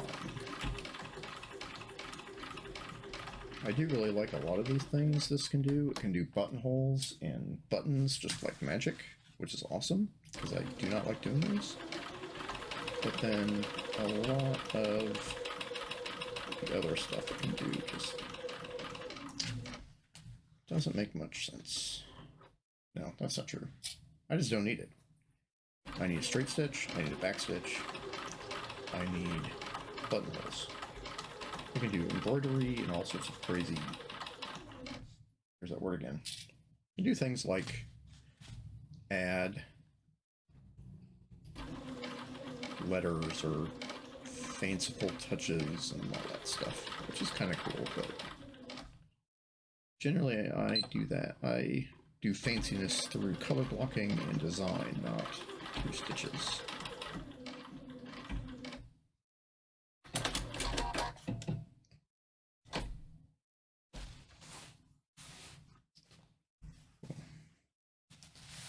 All right, one down. Pull you in. One to go, and then I can show you the magic of this inside-out technique.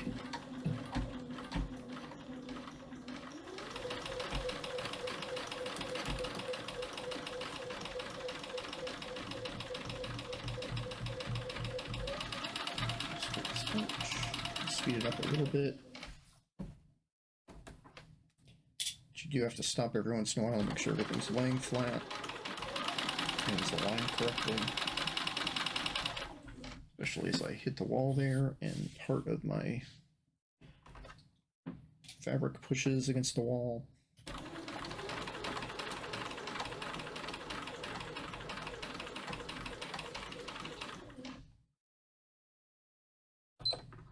Backwards.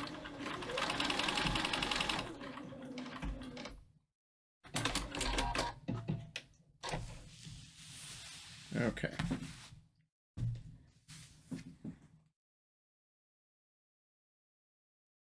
Trim seam. Make sure I didn't catch anything, right? No catches. No catches.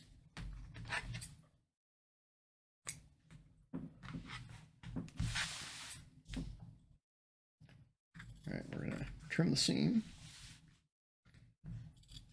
down to about 1/4 of an inch. Actually, it's a little more than that, but that's fine. Snip.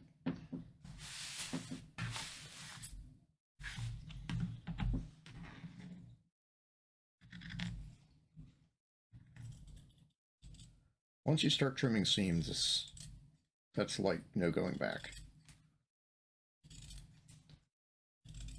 So more than once I've gotten to the stage, said, oh, trim seams, okay. Trim the seams, realized everything was wrong, and then you just shrug and throw everything away.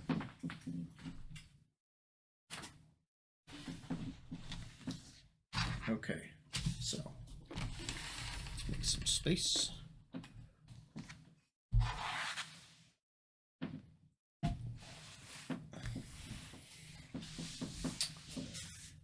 All right, reach in. So you reach into one opening, one of the armholes, which is here. And you're going to pull everything through.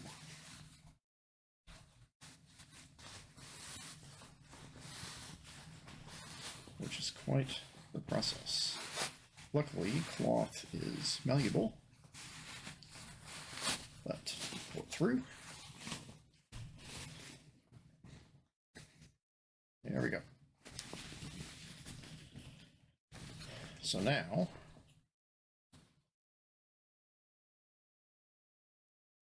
after all that, and I almost scared myself because I just saw my wrong side marker. Okay, so you do all that, and then what you end up with is all these seams. So the shoulders, the yoke, and the shoulders, all the seams are on the inside. So now I don't have to really worry about finishing them and then unraveling, because all this stuff is going to be enclosed.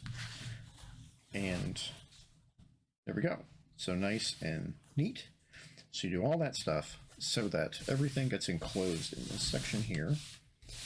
And it looks nice.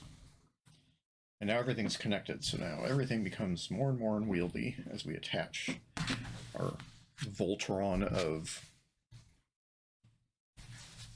cloth together. Okay.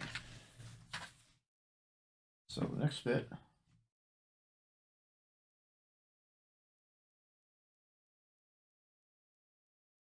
Okay, so now we do some finishing before we move on. So I'm going to press all these things. I'm going to baste these sides and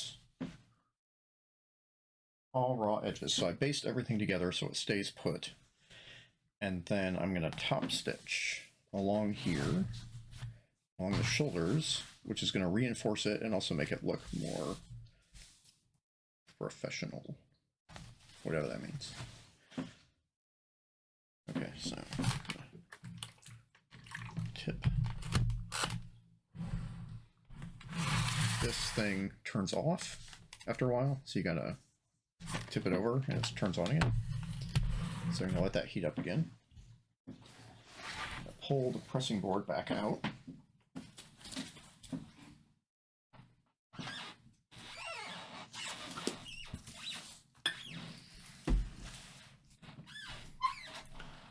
This is one of the two sections of this construction that gives me heartburn.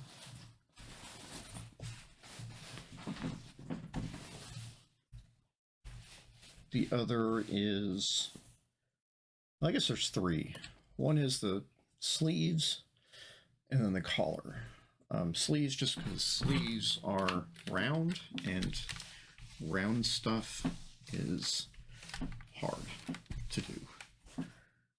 Got a little flap not connected correctly, but I will say over.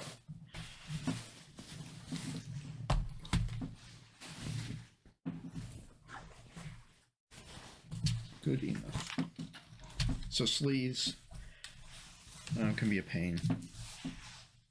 There we go, nice and flat again. Everybody's flat. And then plackets, all the sleeve bits, there's a lot of them. And the collar, because I can never seem to actually get the collar to work correctly. Not sure why. It's small and fiddly, I guess. Okay.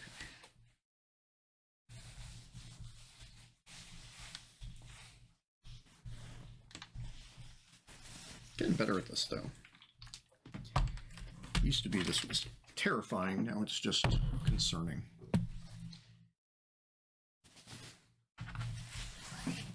Pressing board goes away.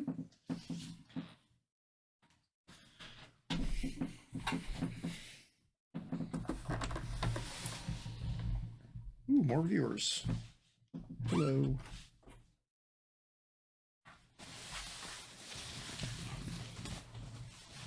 Okay, so now I'm going to baste pieces together so that they don't go anywhere. I'm just going to baste. Baste means long stitch, by the way. I keep forgetting to do long stitch. I basted a couple things earlier tonight, but I've actually been basting with a shorter stitch. So I'm going to go straight stitch.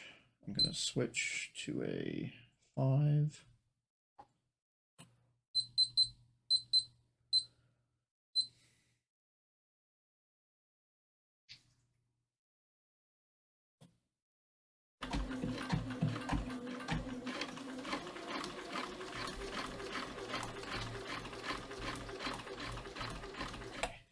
just had the terrifying thought that I messed something up earlier by stitching too long. I remember setting a long stitch at one point and then not switching it back, but I think I'm fine. All right, that's basted one side. Make this flat. Baste the other armhole. So these pieces that are 2 layers stay put.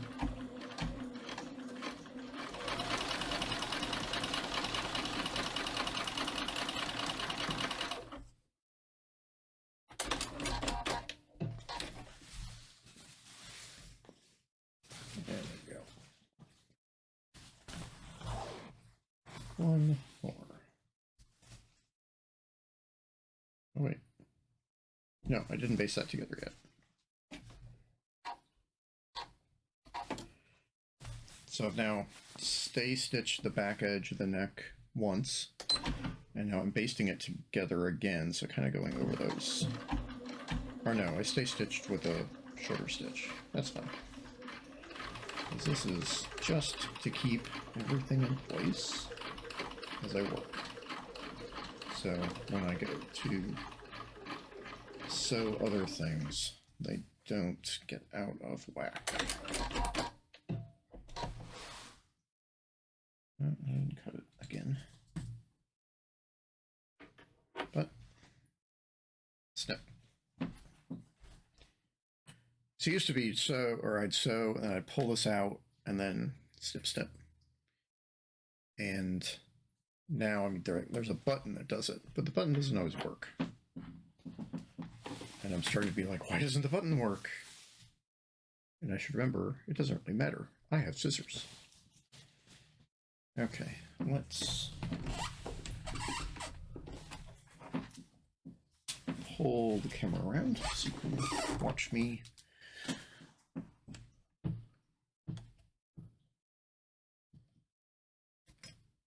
little bit more. There we go.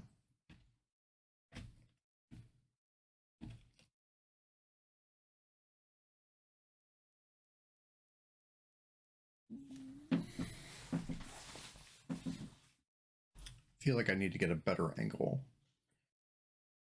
Might actually be better if I do it around the other way. I don't know, maybe stitching isn't the most exciting thing to watch on stream. Where was I? Oh, yes. So I'm going to edge stitch the shoulders and the back yoke so that they look nice and they're a little bit stronger.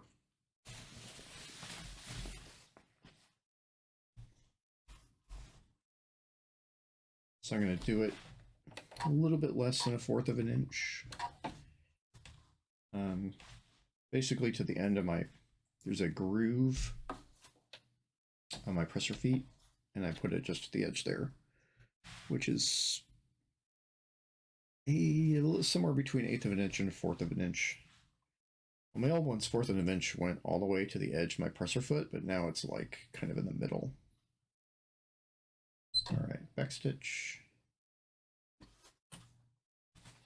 Normal width. I'm going to move all my things out from the side so I don't actually accidentally catch stuff under other stuff. That starts to happen as we get further along in construction, is you end up with lots of fabric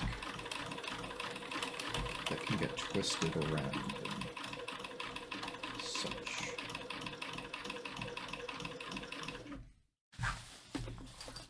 Not sure if I should be backstitching this, and I'm pulling it to the side. I did spreading it out.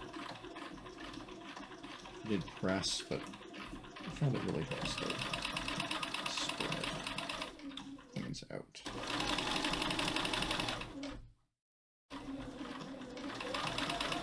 Anyway, I don't know if backstitch looks good here, because I think it's going to extend beyond my seams. but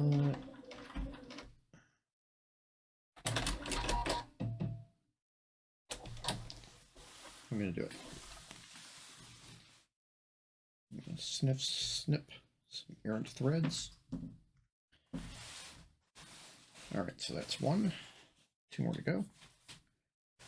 Go to the other shoulder.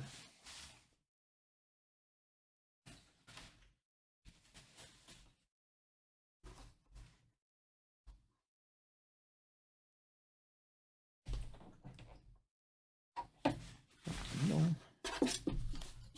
Make everything work. Spread stuff apart.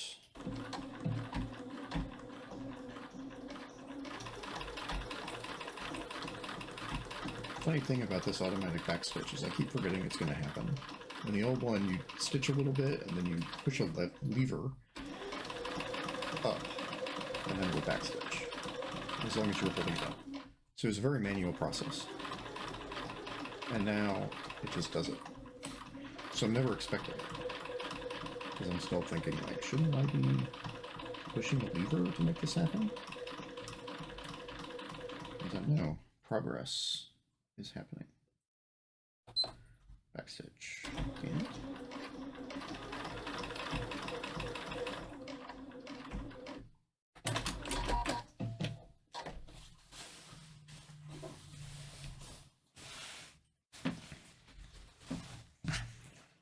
there we go. You can see, possibly, that little line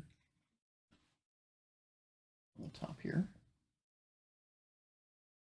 Top stitch.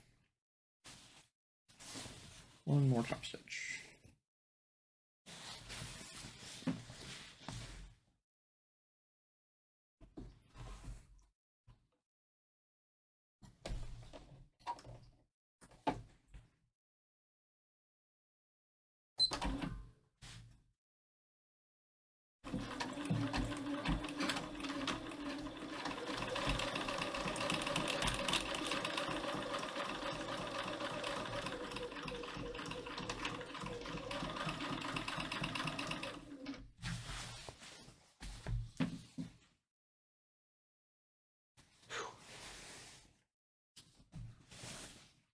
Okay, didn't mess that up,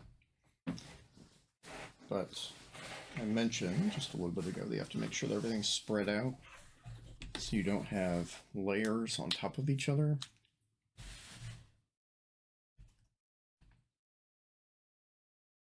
And I say that and then I sometimes just start working.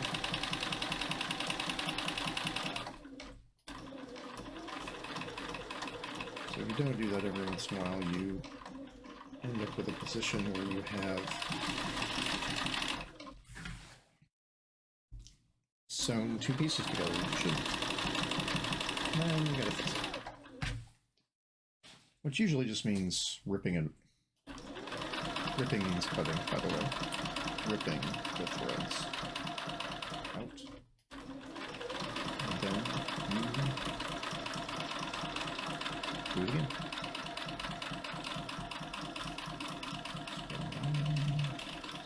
Pieces wide, so we have as close to flat seams as we can get, even though there are several thicknesses. And back up.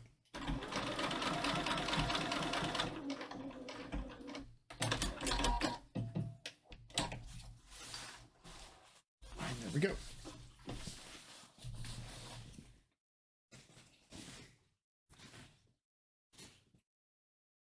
Okay. So all of that was step 16.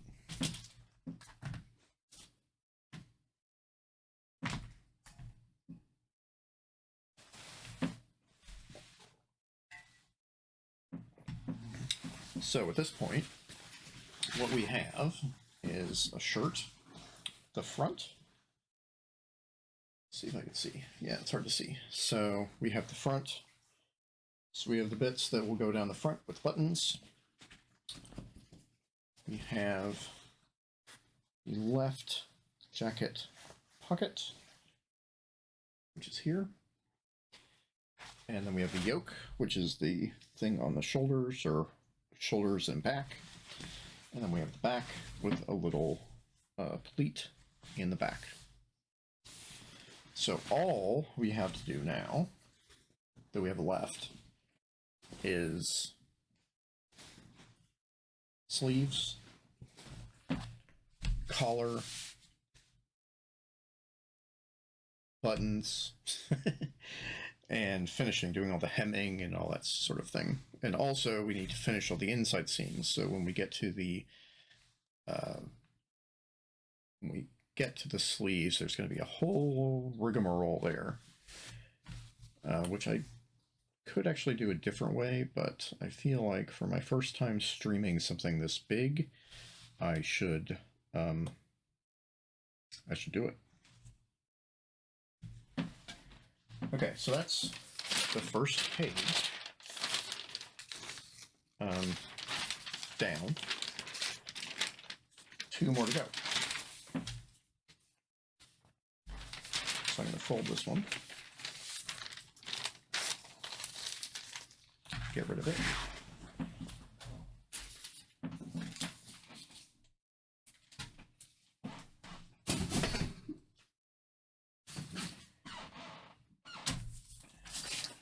I thought I was doing things in the wrong, different. I was doing things in the wrong and the right order, but I laid out all my materials and I thought some other stuff was last. What's next? Okay.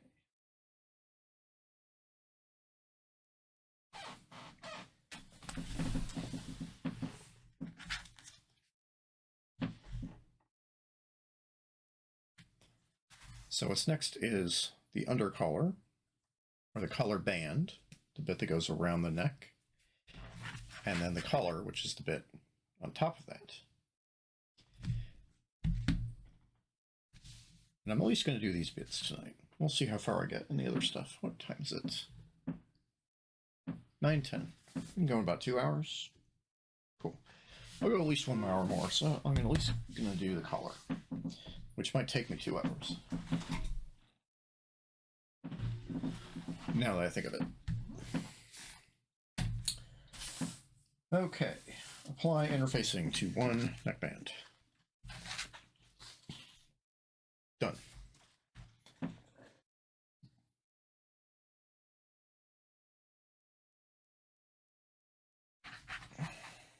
Ah, okay.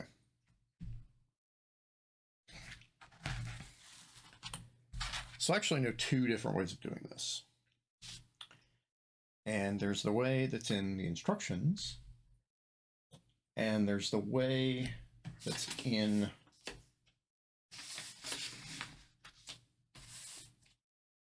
it's not in the instructions.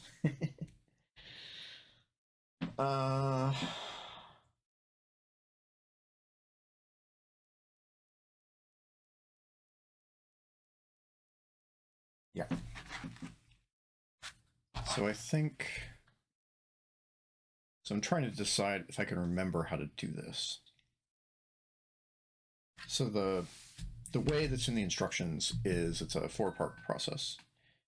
You sew the back collar, the collar band to the back of the neck, one part of it, and then you sew the collar to it, and then you sew the other part on top,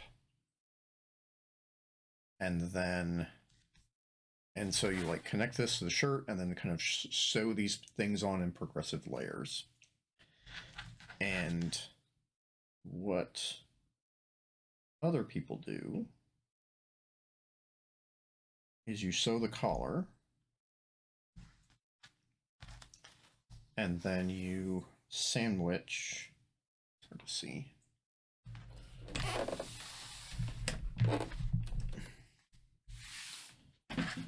what you do is you sew this and then you sew these things to it like that and like this,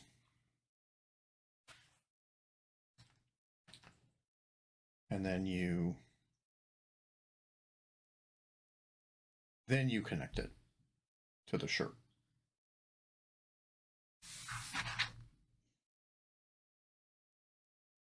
So the advantages of this are I only have to sew this pit once. And then so I'm not sewing this and then this to this and then this to this. I'm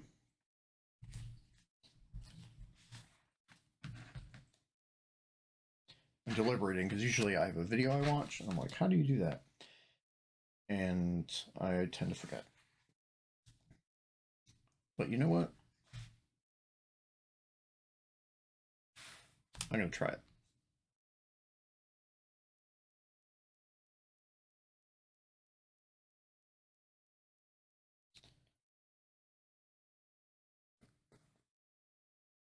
So,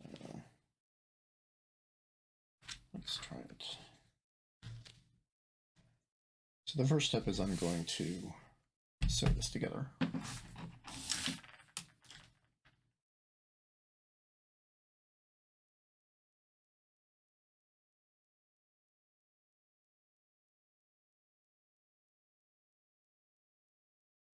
Oh, yeah, we do that anyway. So the first bit will be this. And then we'll see about the other stuff. Cat my Threadripper.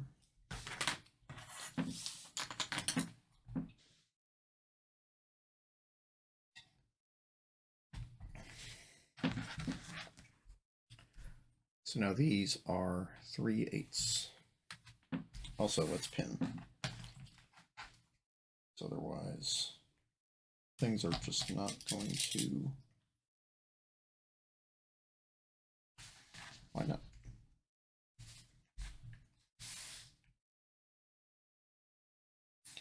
I'm actually going to make sure I line up these.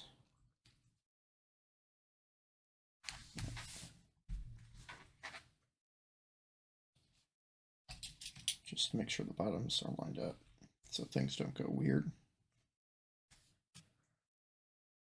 Those line up well.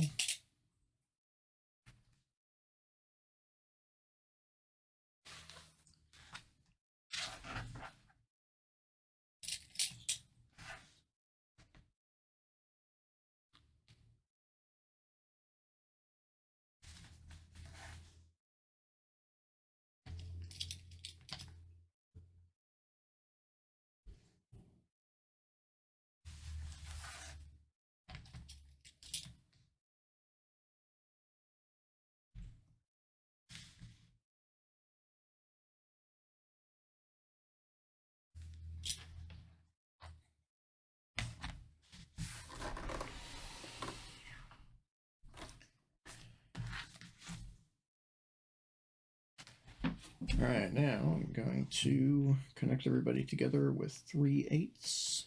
Okay, so 5/8, 3/8, 3/8.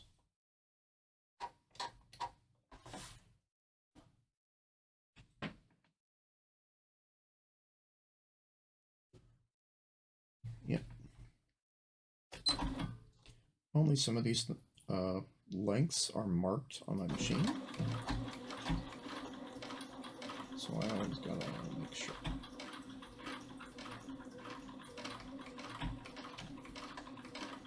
So 3/8. And what I'm gonna do is now change the width down to 1. Yeah. And go slow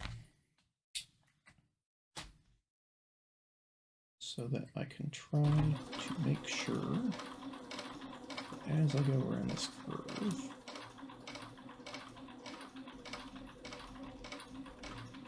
I keep about the same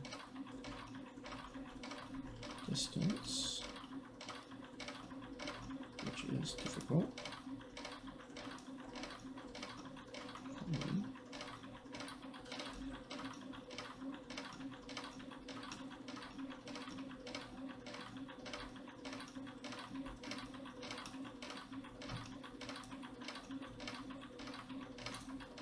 Oh, that's pretty smooth, actually.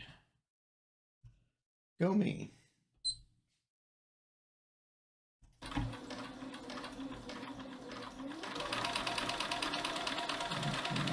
through. Straight stitch. The rest of it. And more normal stitch length of 2.5 millimeters.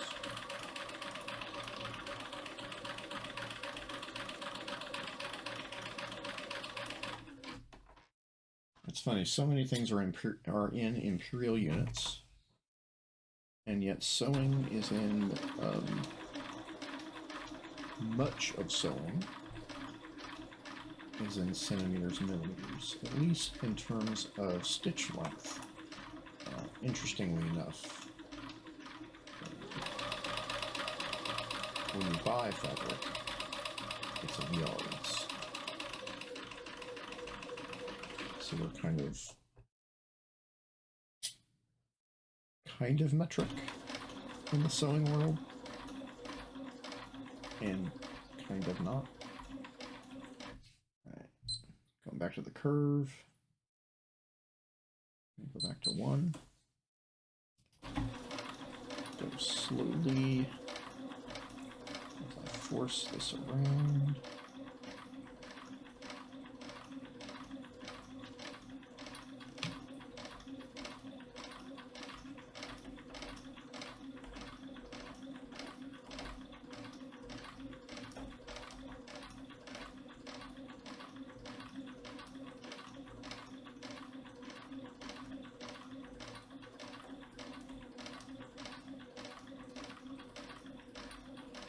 Curves are hard. Kind of like math. Math is hard. Curves are hard. Let's all go eat some strawberry ice cream.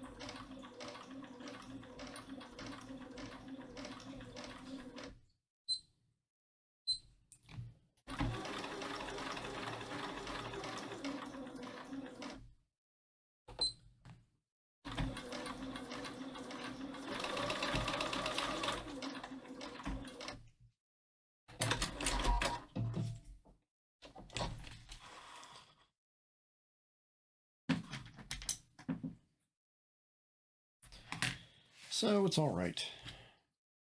Those curves are nice and smooth. Let's see if I can turn around weirdly. Camera's at an angle. So we have pretty smooth curve here, which is good. It's a little wavy on the other side. Oh well.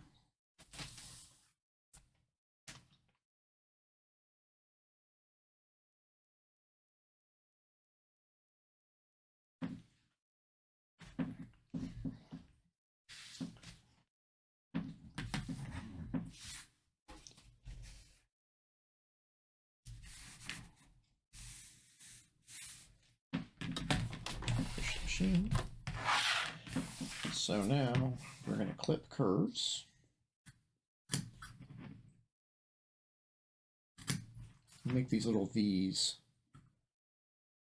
when you do a curve, so that when you turn it inside out,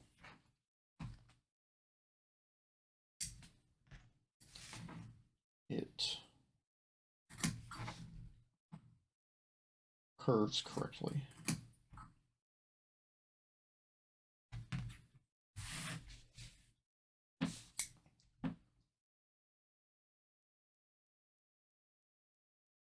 Yeah. It just says clip curves. It doesn't say trim single elements.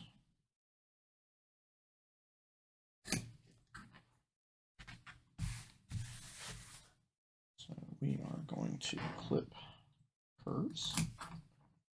Clip, clip.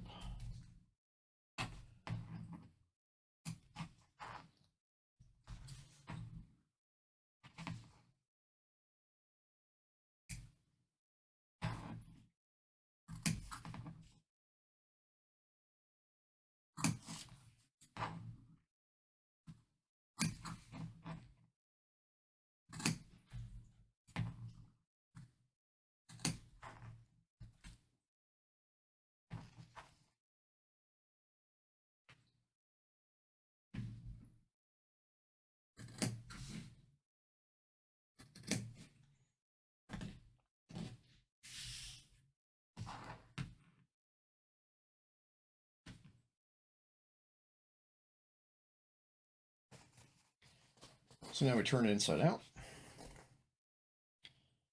Kind of use our fingers to turn it.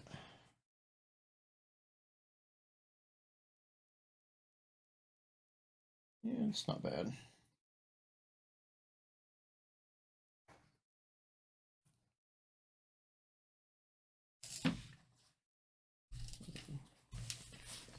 Turn it inside out. Kind of pulling it so that the seams spread correctly.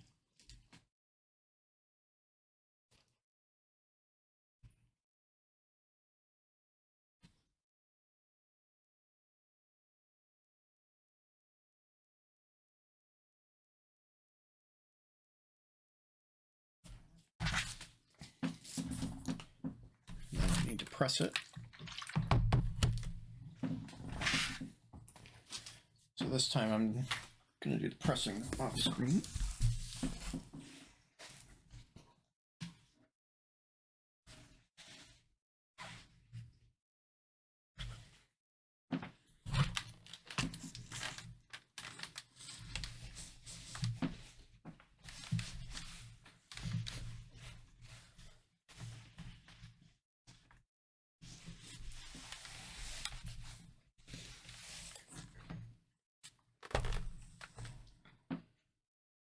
So it's not perfect.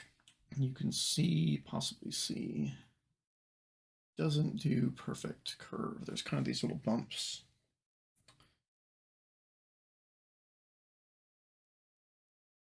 But I think from a distance,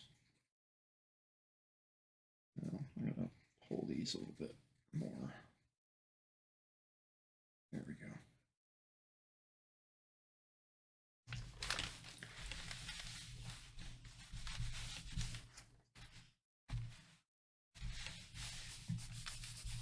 From a distance, good enough.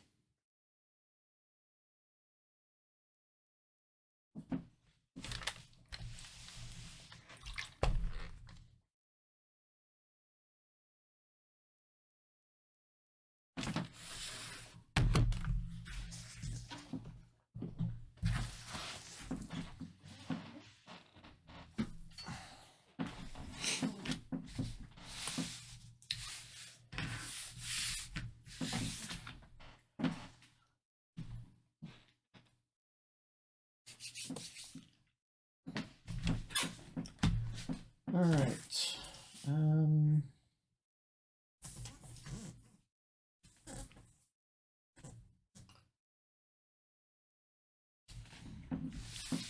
Okay, so like we did earlier, we're going to baste these raw edges together so that it doesn't go all over the place when we stitch things. So we're going to straight stitch. Hey, we're still at 5. We're going to do 1/4 of an inch. Excuse me. 1/4 of an inch, just to make sure that things stay together.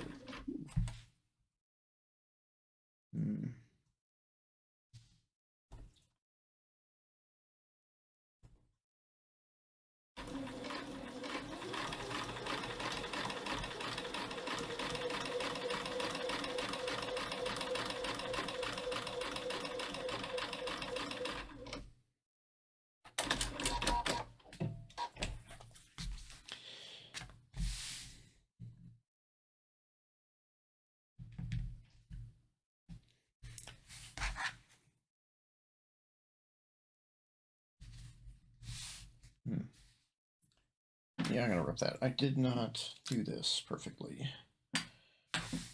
If you can see,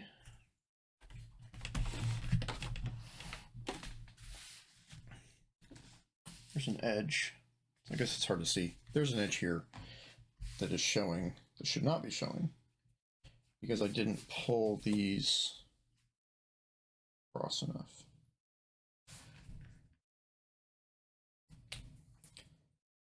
So luckily with 5mm stitches, it's very easy. Get under here and undo all that.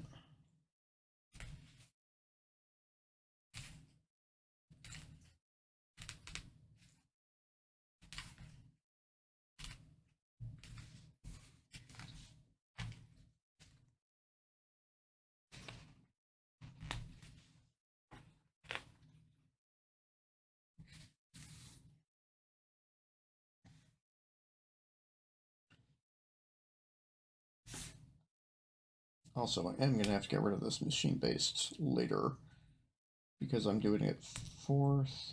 No, fourth will get hidden by a 3/8. Fourth is 2/8. 2, 4, 6, 8. Yep.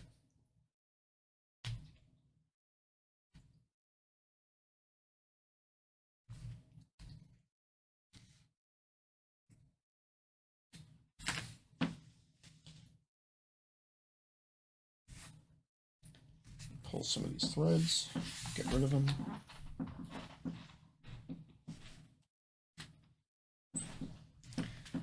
Now I'm gonna pull down. There we go. Now the pieces meet. I'm actually going to pin to make sure they stay there.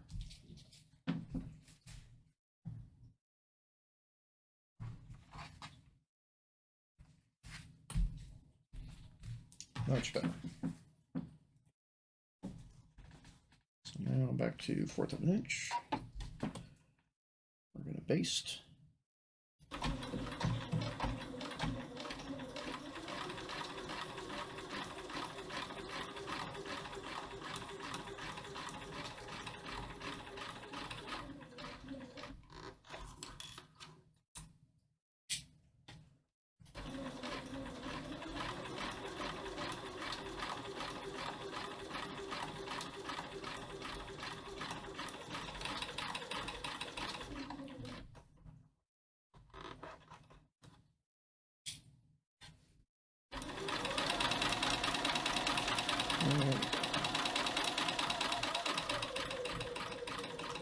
Everything lined up.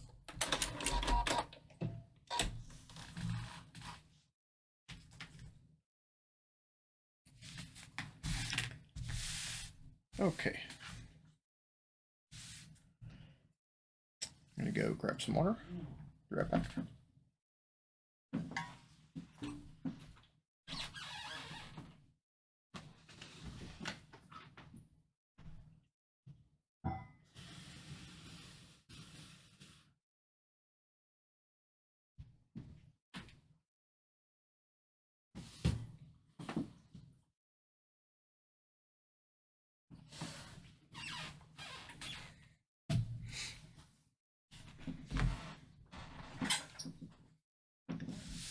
Okay, collar. So now under collar. Now the question is, am I going to do this the way, which way?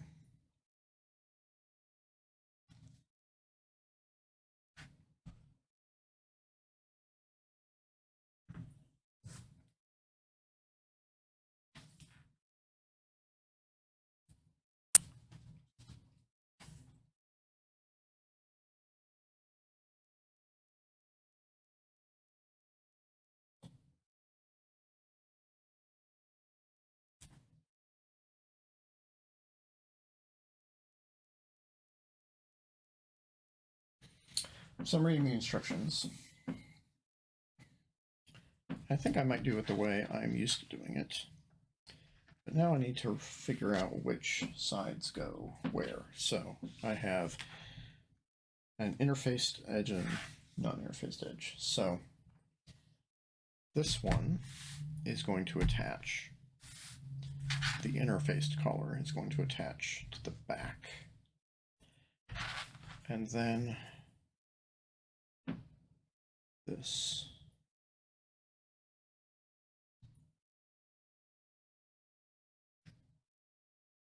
This here. These are going to attach there. Then the question is,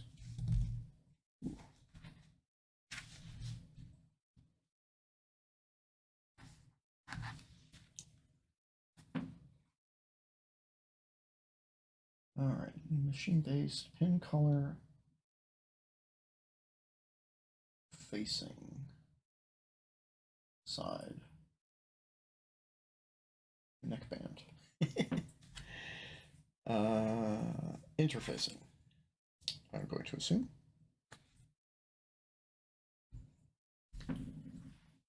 So interfacing to interfacing. So basically I'm going to make a little sandwich. So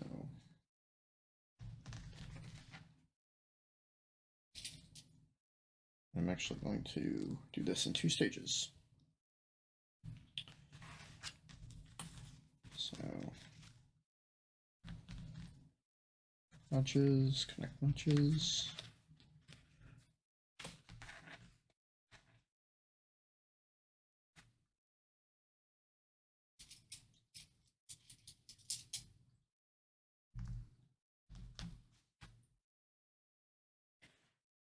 And dots, connect there.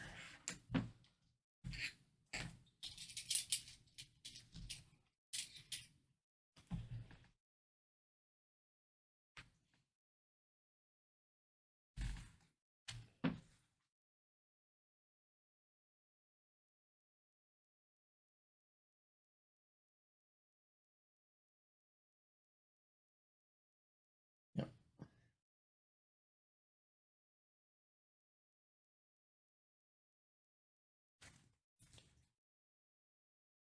So we have kind of these curved pieces and these non-curved pieces, so I'm kind of pulling them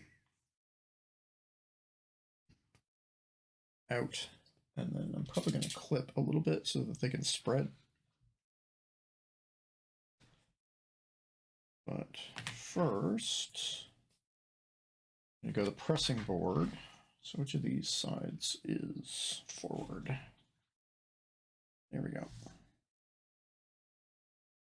So I'm going to take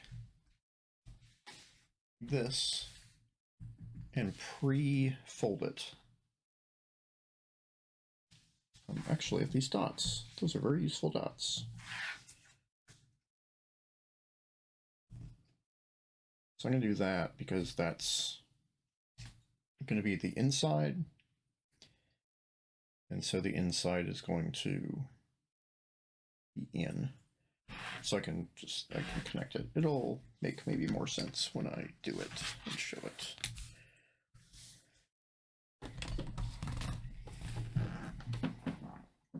Anyway, first pressing. Board. I might just press here.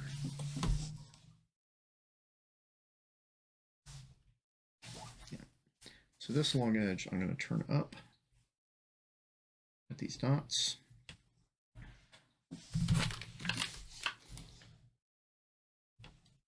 There.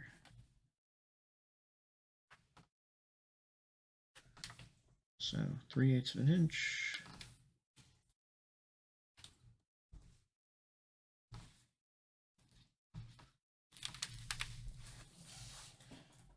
Enough so that when I do a later step, I already have this little flap up.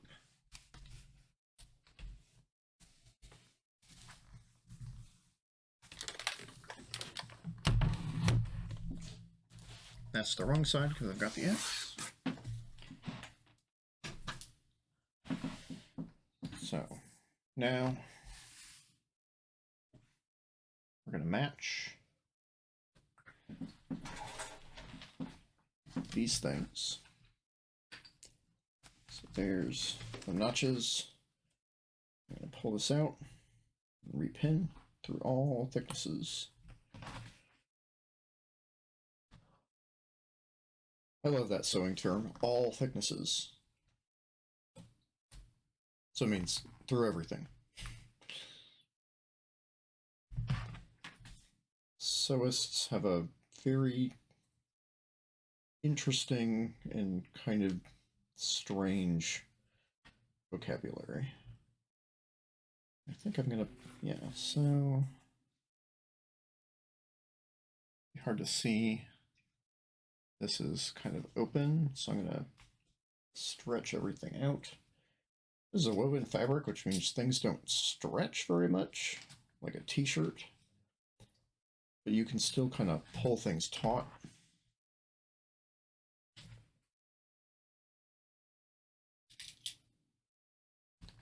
So I'm going to do that.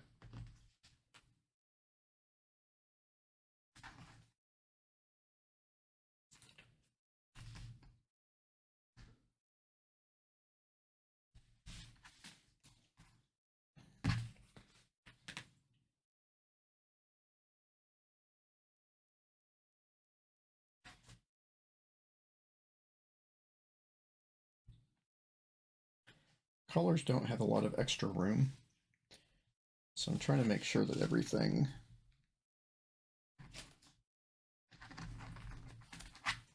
is together.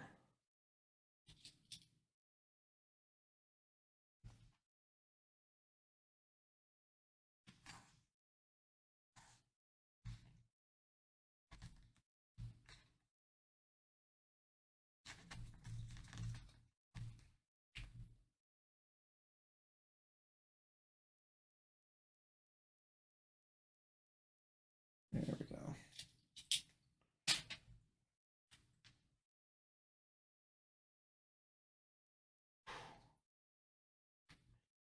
Honestly, the collar is kind of harrowing for me. This might be the last thing I do today, if I get this all set up right. Not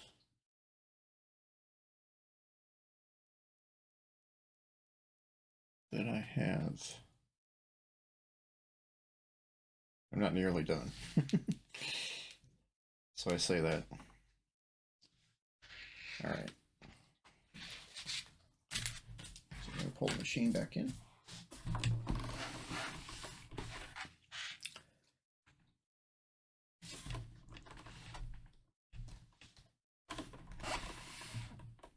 There we go. Now this is 3/8. So back to 3, and it actually starts not at the folded piece.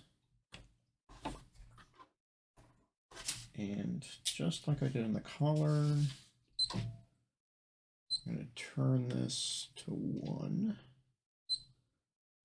millimeter per stitch, which is pretty small.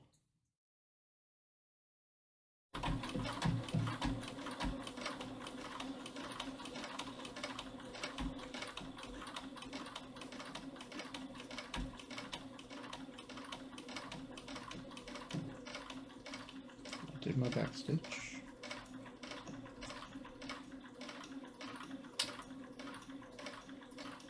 Trying to turn this steadily.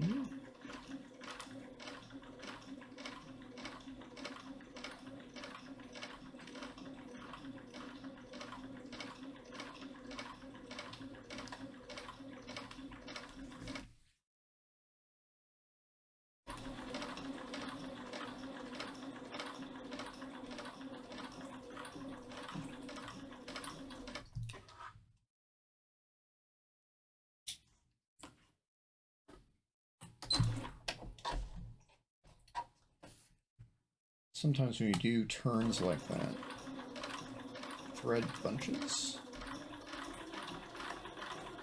or fabric bunches. So sometimes you got to put the needle down and pull the presser foot up. Presser foot pushes it down, keeps everything in place. And so sometimes you need to readjust.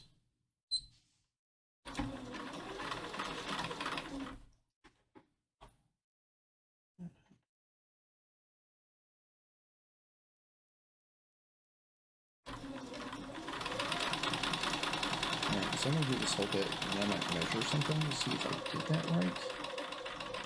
If I didn't, I might rip up some stitches and try again.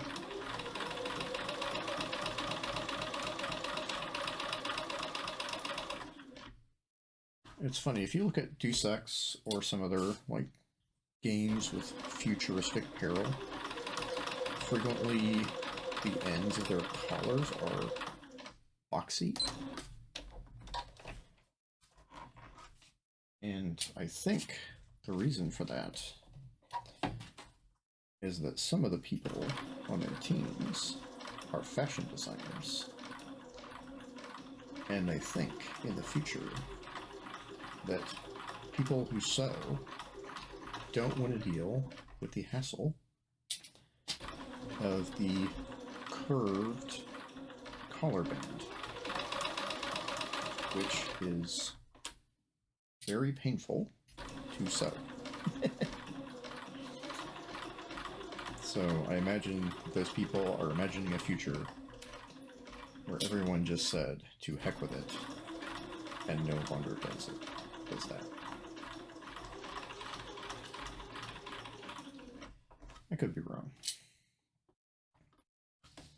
All right, we're going to go back to a short stitch, pretty close to this. I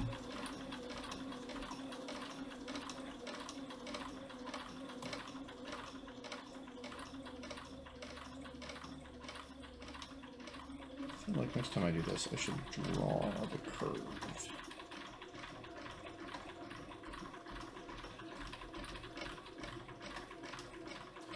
On the fabric.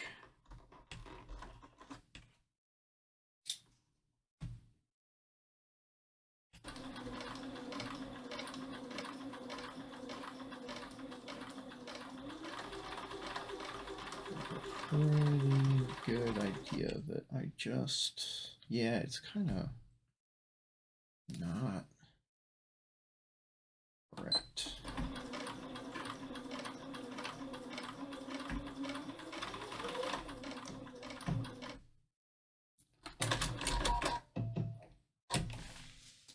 Well,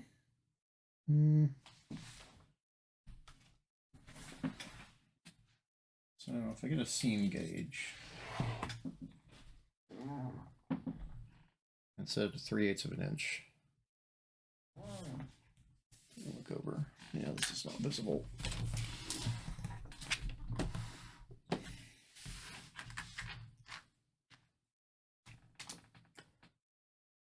Well, it's not that bad. So the top edge is 3/8.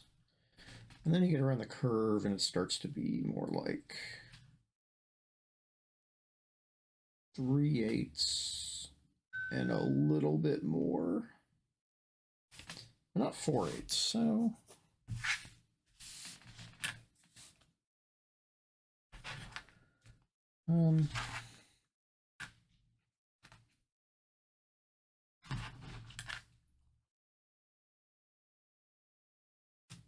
actually on that side it's pretty good.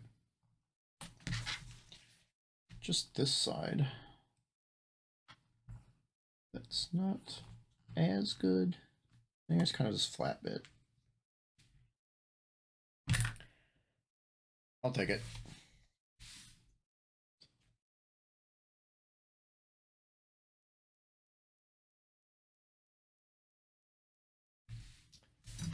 I'll take it. All right, so we're going to clip edges.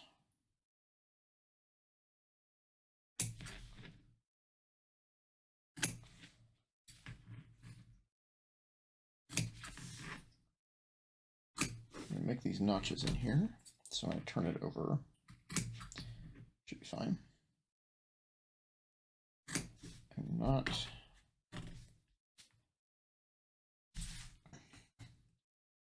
not trimming seam allowance because honestly 3/8 of an inch seam allowance is tiny and already feels like it's not enough.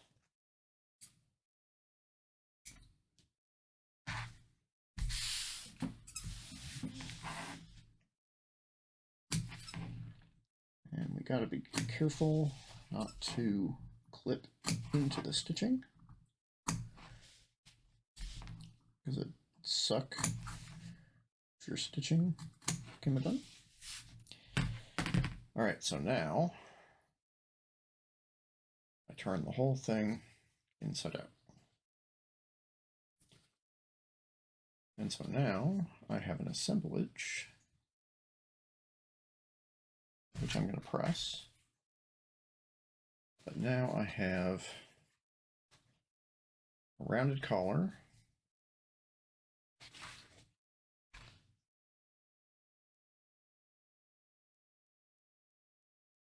rounded-ish collar, and collar, or round collar here, collar band there, and one side tucked under. So I'm going to pull it.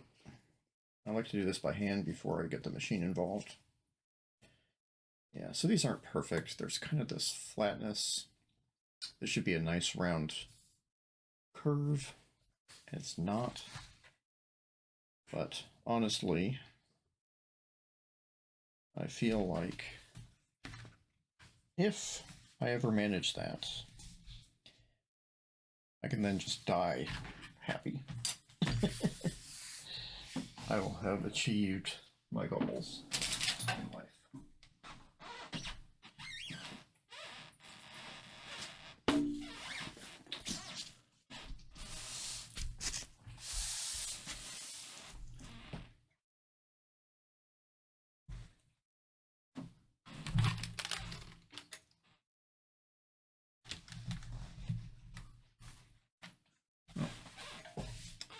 Put that into view.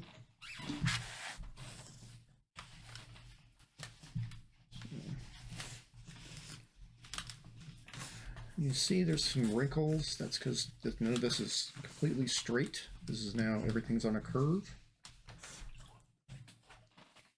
Flip it. And that is way more wrinkled than I intended it to do. Okay. So now the fun begins.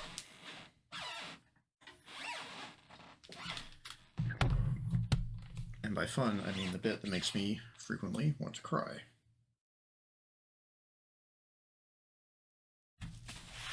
All right, pressing board, put it away. And now we bring the shirt back. Yes, shirt, I was not forgetting you. There you are. So now we take the back being the bit with the interface, and we're going to connect it to this. So the edges are going to line up. Hopefully, I did this right. And then this is curved. So I'm probably going to snip it some more to let it open up, but we're going to see. I actually generally don't do that. But now that we have this thing, I'm going to pull part of it away. And I'm going to find my snips. I'm going to line them up. So there's a snip and a snip. I'm going to line those up.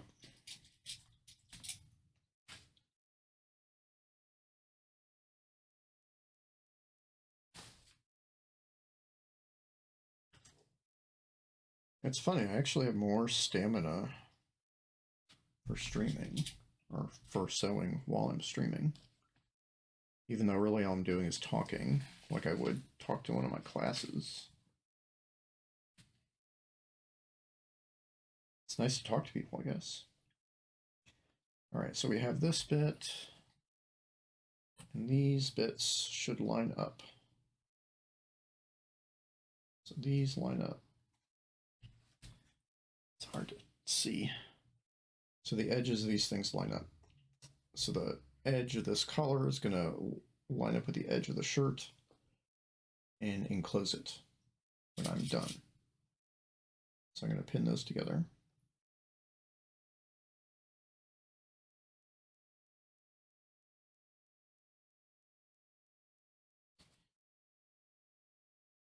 And then I have a dot here, which should line up with the shoulder thing here, which it does, more or less. So that's good. And then pull these taut. This bends a little bit, kind of wrinkles underneath, but that's fine because that's on the inside of the shirt or under the collar. So generally, no one notices. If you've been listening tonight, you might notice this theme of, well, no one sees that part. All right, so I'm going to line these up. And I noticed that on one side I had much better seam allowance here than the other. I'm not sure how that happened. These are shorter.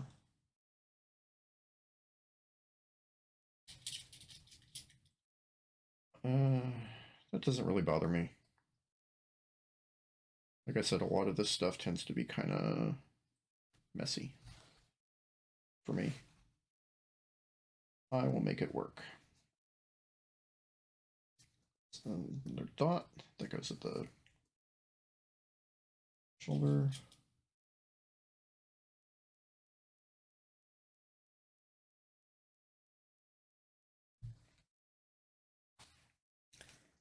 By the way, if you're interested in sewing and haven't done it before, I really suggest the Mimi G Sew It Academy. When I decided I was going to start sewing, I just went online and said, hey, how do I sew? And that was one of the suggestions. There's actually tons and tons of free stuff out there, but I wanted something that was a little more official and held my hand, which that course definitely does. Okay, so now what I have to do is make sure that I don't catch the free side. I'm gonna stitch all this down, and then I turn everything over.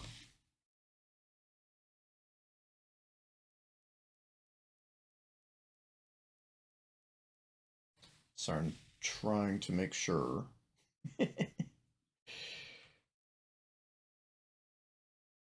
Yeah, I turn it over and press everything up. So then this, make sure it's seen. So this bit turns up, and the other bit comes around it and lays on top. Yep. Just gotta rubber duck my own problems here.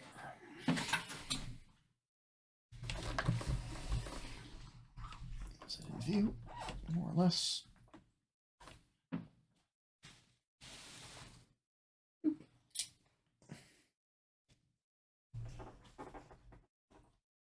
Okay, so 5, 4, 3, 3/8 of an inch, which is just under,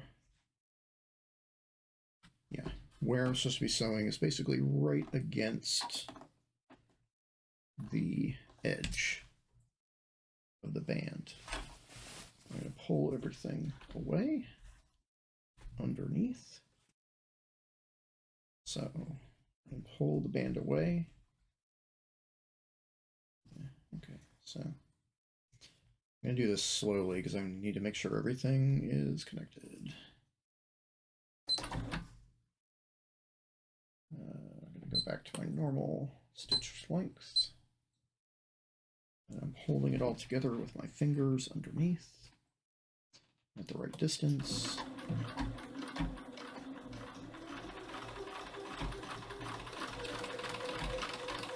Next stitch.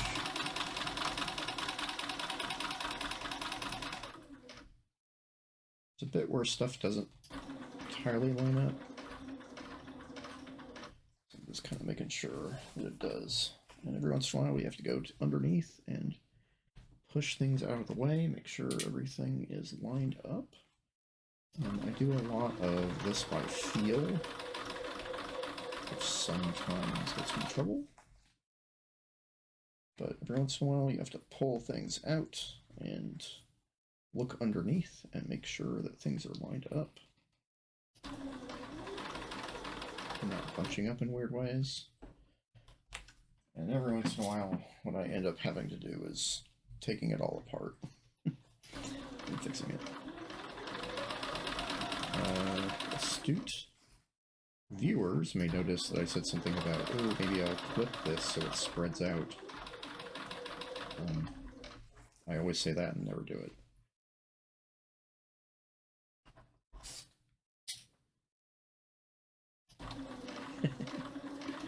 What should viewers of my channel be called? I wonder. Astute viewers.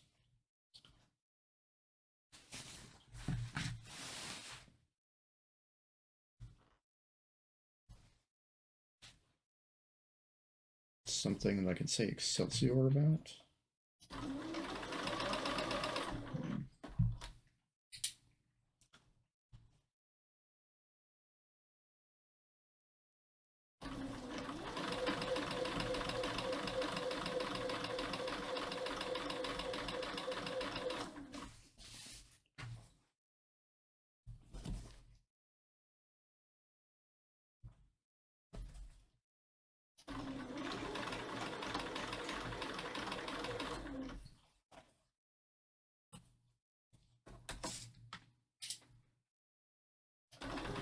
Sure everything lines up.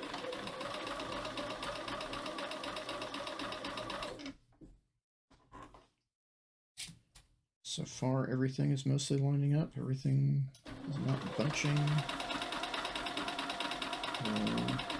Let's go on this curve.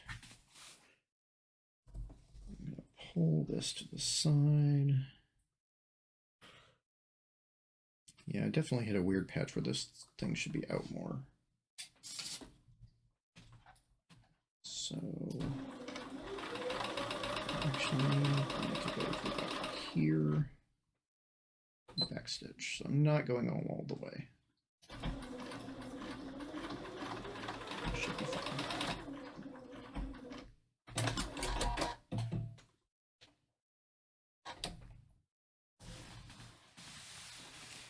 All right.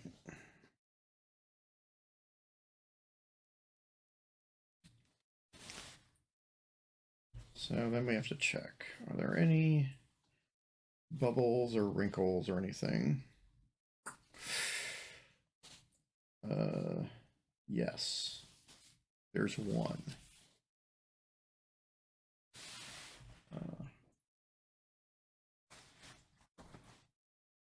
But honestly, you see it from the other side?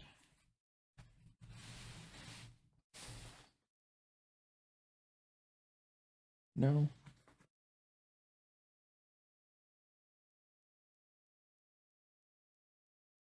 No, and all that stuff's under the collar anyway. Good. Okay, so now how this works.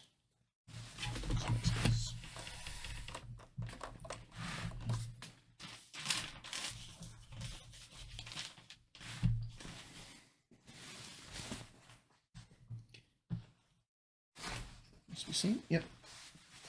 So how this works is now I need to press everything upwards, and then I sneak everything inside the collar, and then sew it. And so basically it encases everything. Yeah, not perfect.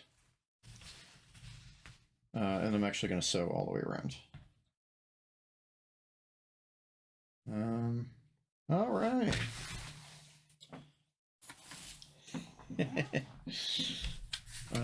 If somebody's watching right now, I'm sure they smiled the way I said that.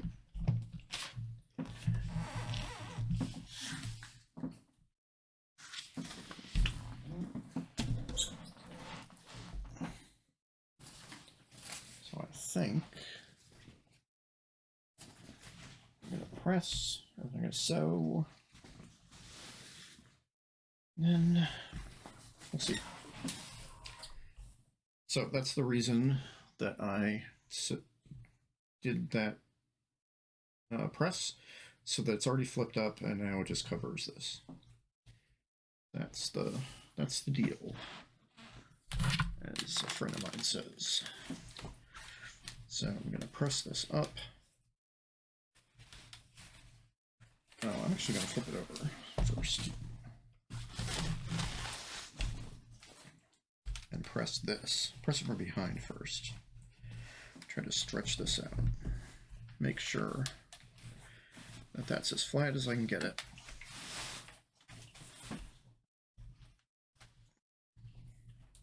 It's pretty good. So now I'm going to do the other side again.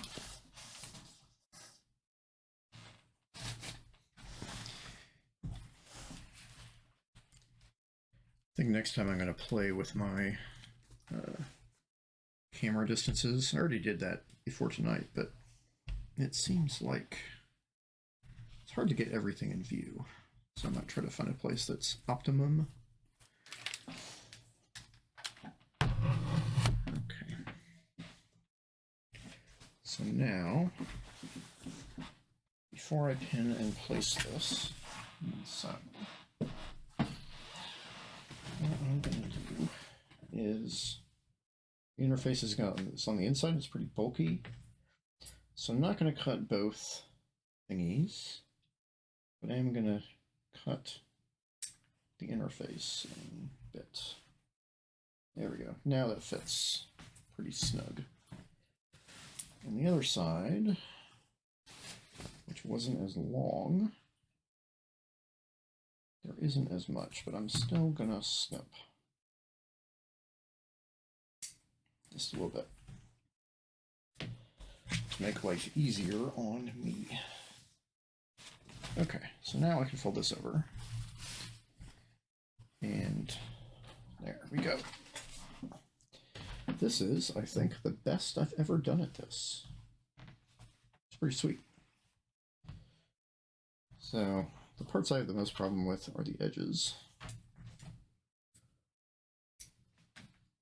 Snip some threads.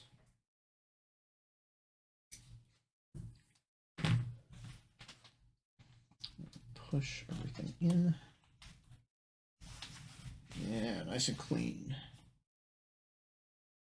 So now I'm gonna, it does project a little off the edge, but you know what? I don't care. So nothing is perfect. Something we tell our game design students frequently. And I forget. Yeah, that does. I'm a little bothered that projects out. Well, so the saying is don't let, no, the saying is perfect is the enemy of good. When people, or good enough, people want stuff to be perfect, especially when they're making it. And the thing is that nothing is going to be perfect. Ever.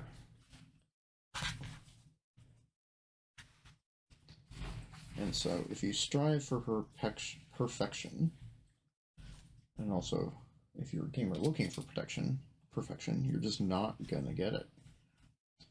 There's not enough time, there's not enough resources, it is impossible.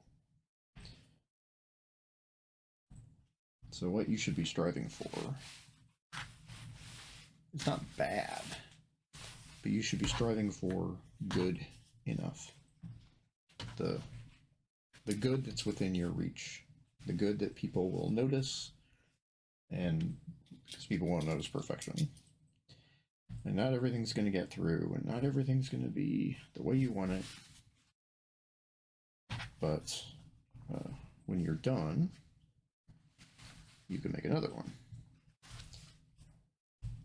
And then you can get better.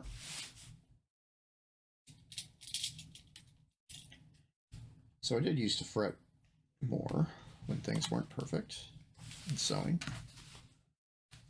And, well,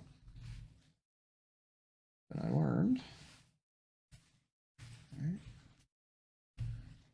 that I just gotta get things done.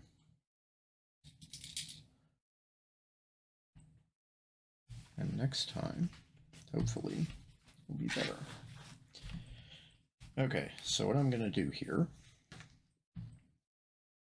is, this is not, let's see here, how do my instructions say?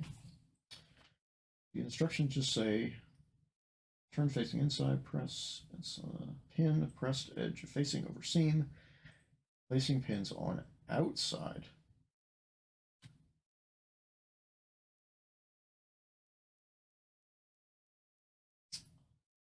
Ah, yeah.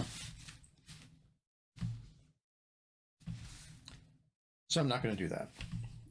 I think it might, for some people, look better, but I've found when I do stuff like this and I try to sew on the outside to catch inside stuff, often, even no matter how much I pin this, it ends up getting not set up right or not in the right positions or all this sort of thing. So I'm not going to do that.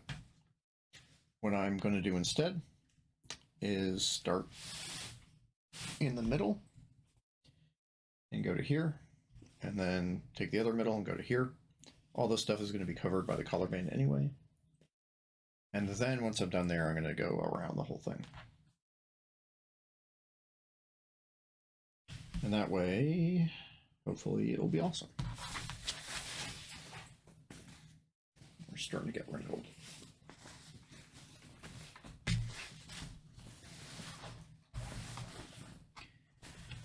Mud cloth doesn't, which I'm not sure if this is actually mud cloth or just a mud cloth print. It was pretty cheap, so it's probably just a print. Anyway, this mud cloth doesn't hold. It gets wrinkly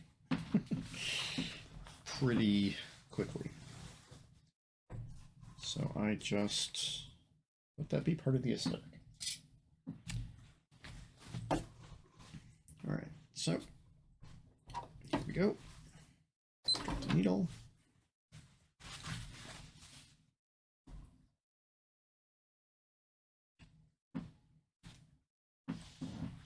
Flip my pedal back over so I can actually step on it.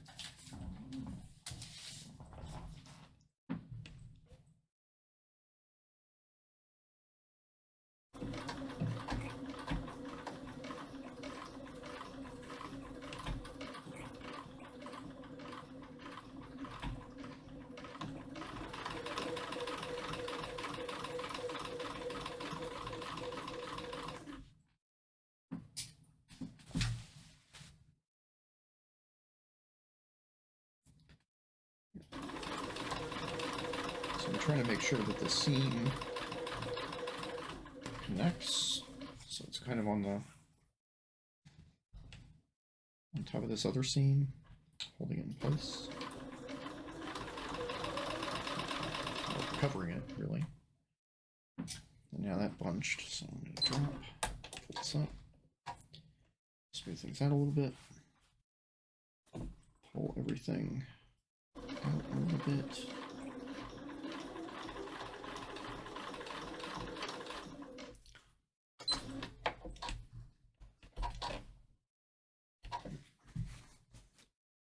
That's the other reason I don't like to So on the opposite side, here's where all the pieces are that could get jumbled up and weird. And then those are underneath everything. I find that very easily mess them up if I'm not like trying to make sure that everything works, is in the right place.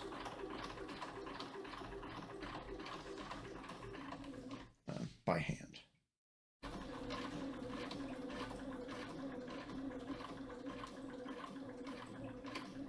And it's being pushed out a little bit, but oh well. Reverse.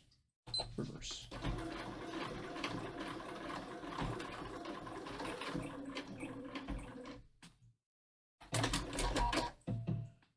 Okay.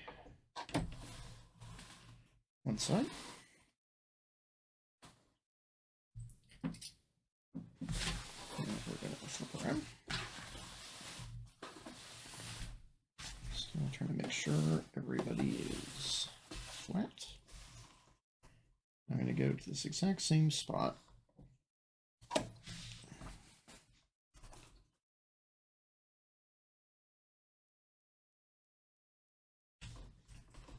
And feel.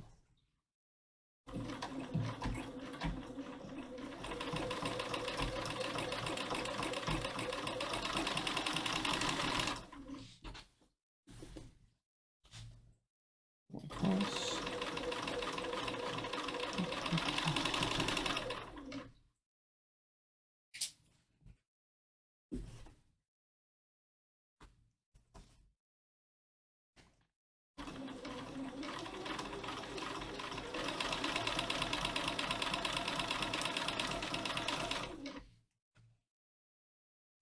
Make sure all that is connected.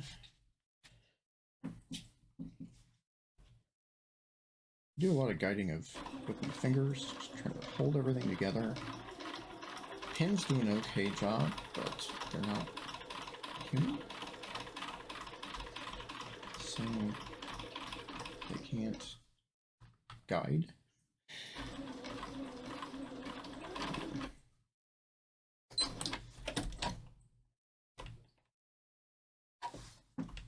I could have probably pinned more though.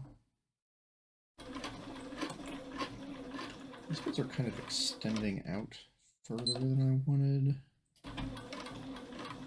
Which is strange, because I thought they lined up when I did it.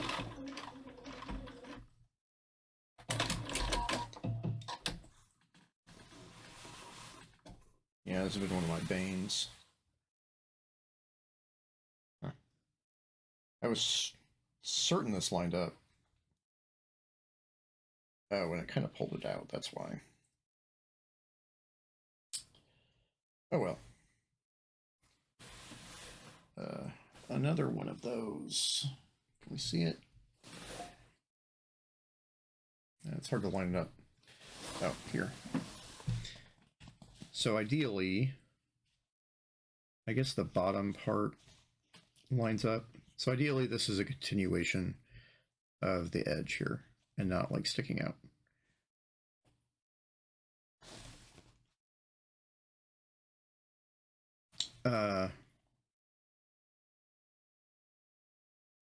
So la vie. It is okay. It's not perfect, but see what I said earlier about perfection. Now I do have a bunch of sticky threads in the back. Yeah.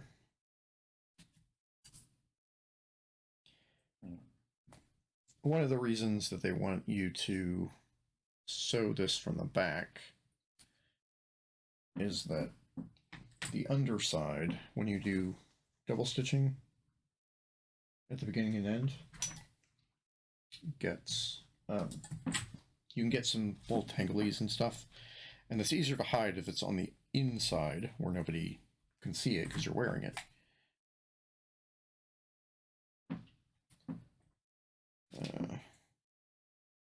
So yeah, and yeah, you can see on this side, both sides it's extending. but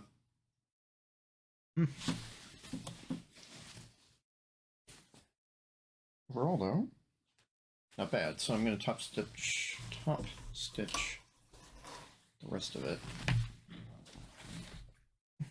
I'm actually going to do that on the top side.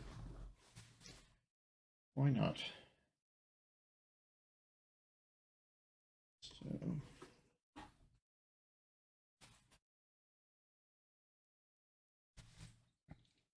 yeah, the other issue is it's not super even. It's even on one side and not so much even on the other side because things aren't perfect. But again, this is covered by the collar, right? Collar goes over it. So it's pretty hidden. That said, I am going to top stitch. And we're going to go 1 millimeter for the curve.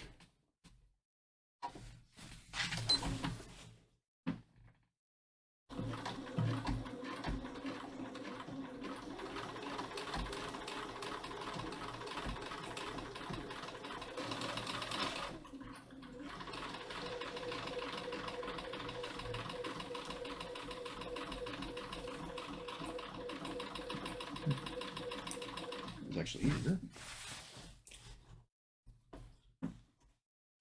I'm going to pull this apart as much as I can. Not a whole lot, honestly, but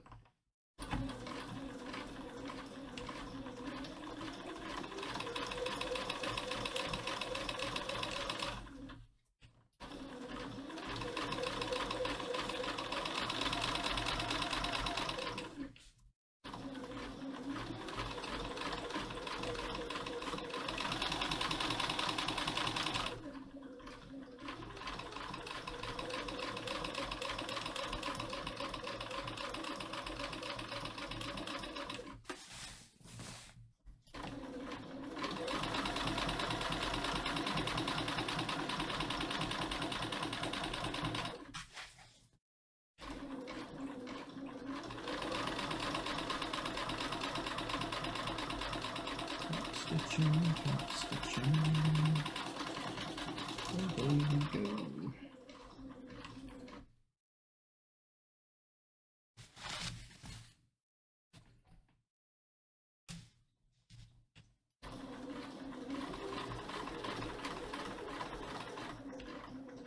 I forgot to go small. Oh well. Never mind.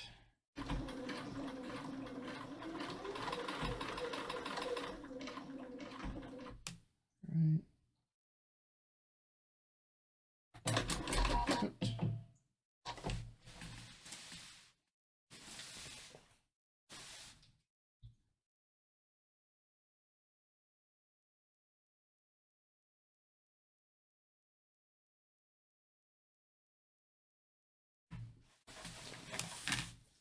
All right.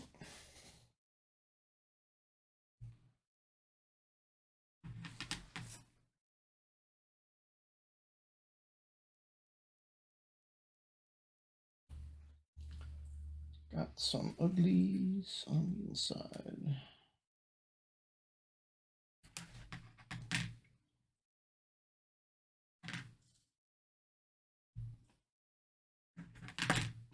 So snip all. Maybe just snip some more. There we go.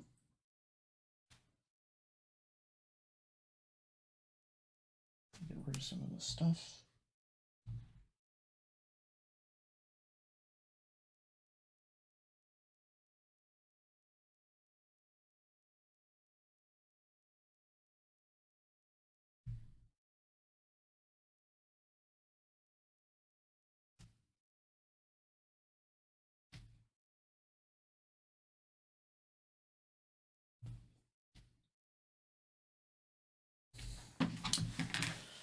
Okay. So, what I accomplished tonight is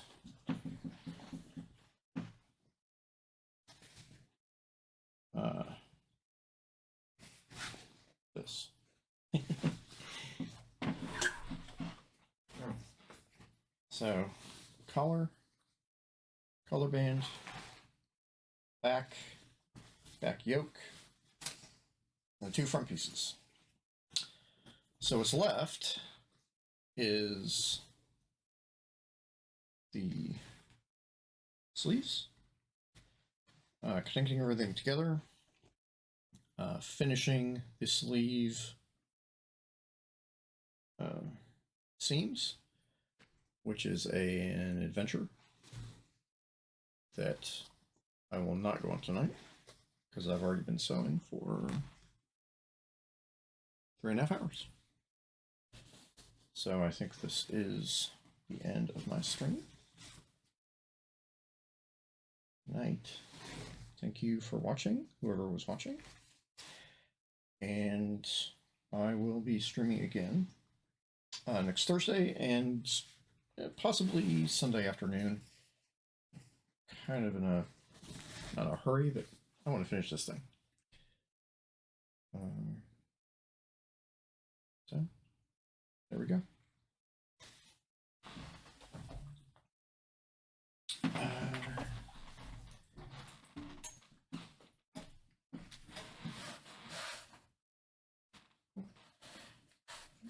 Hang that up.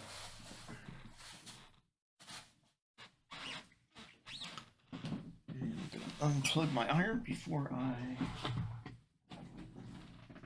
burn myself to death.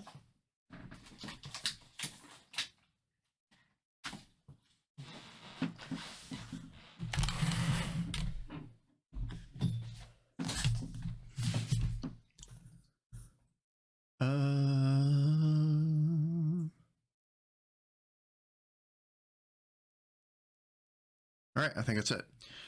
So, thank you very much, and I'll see you later.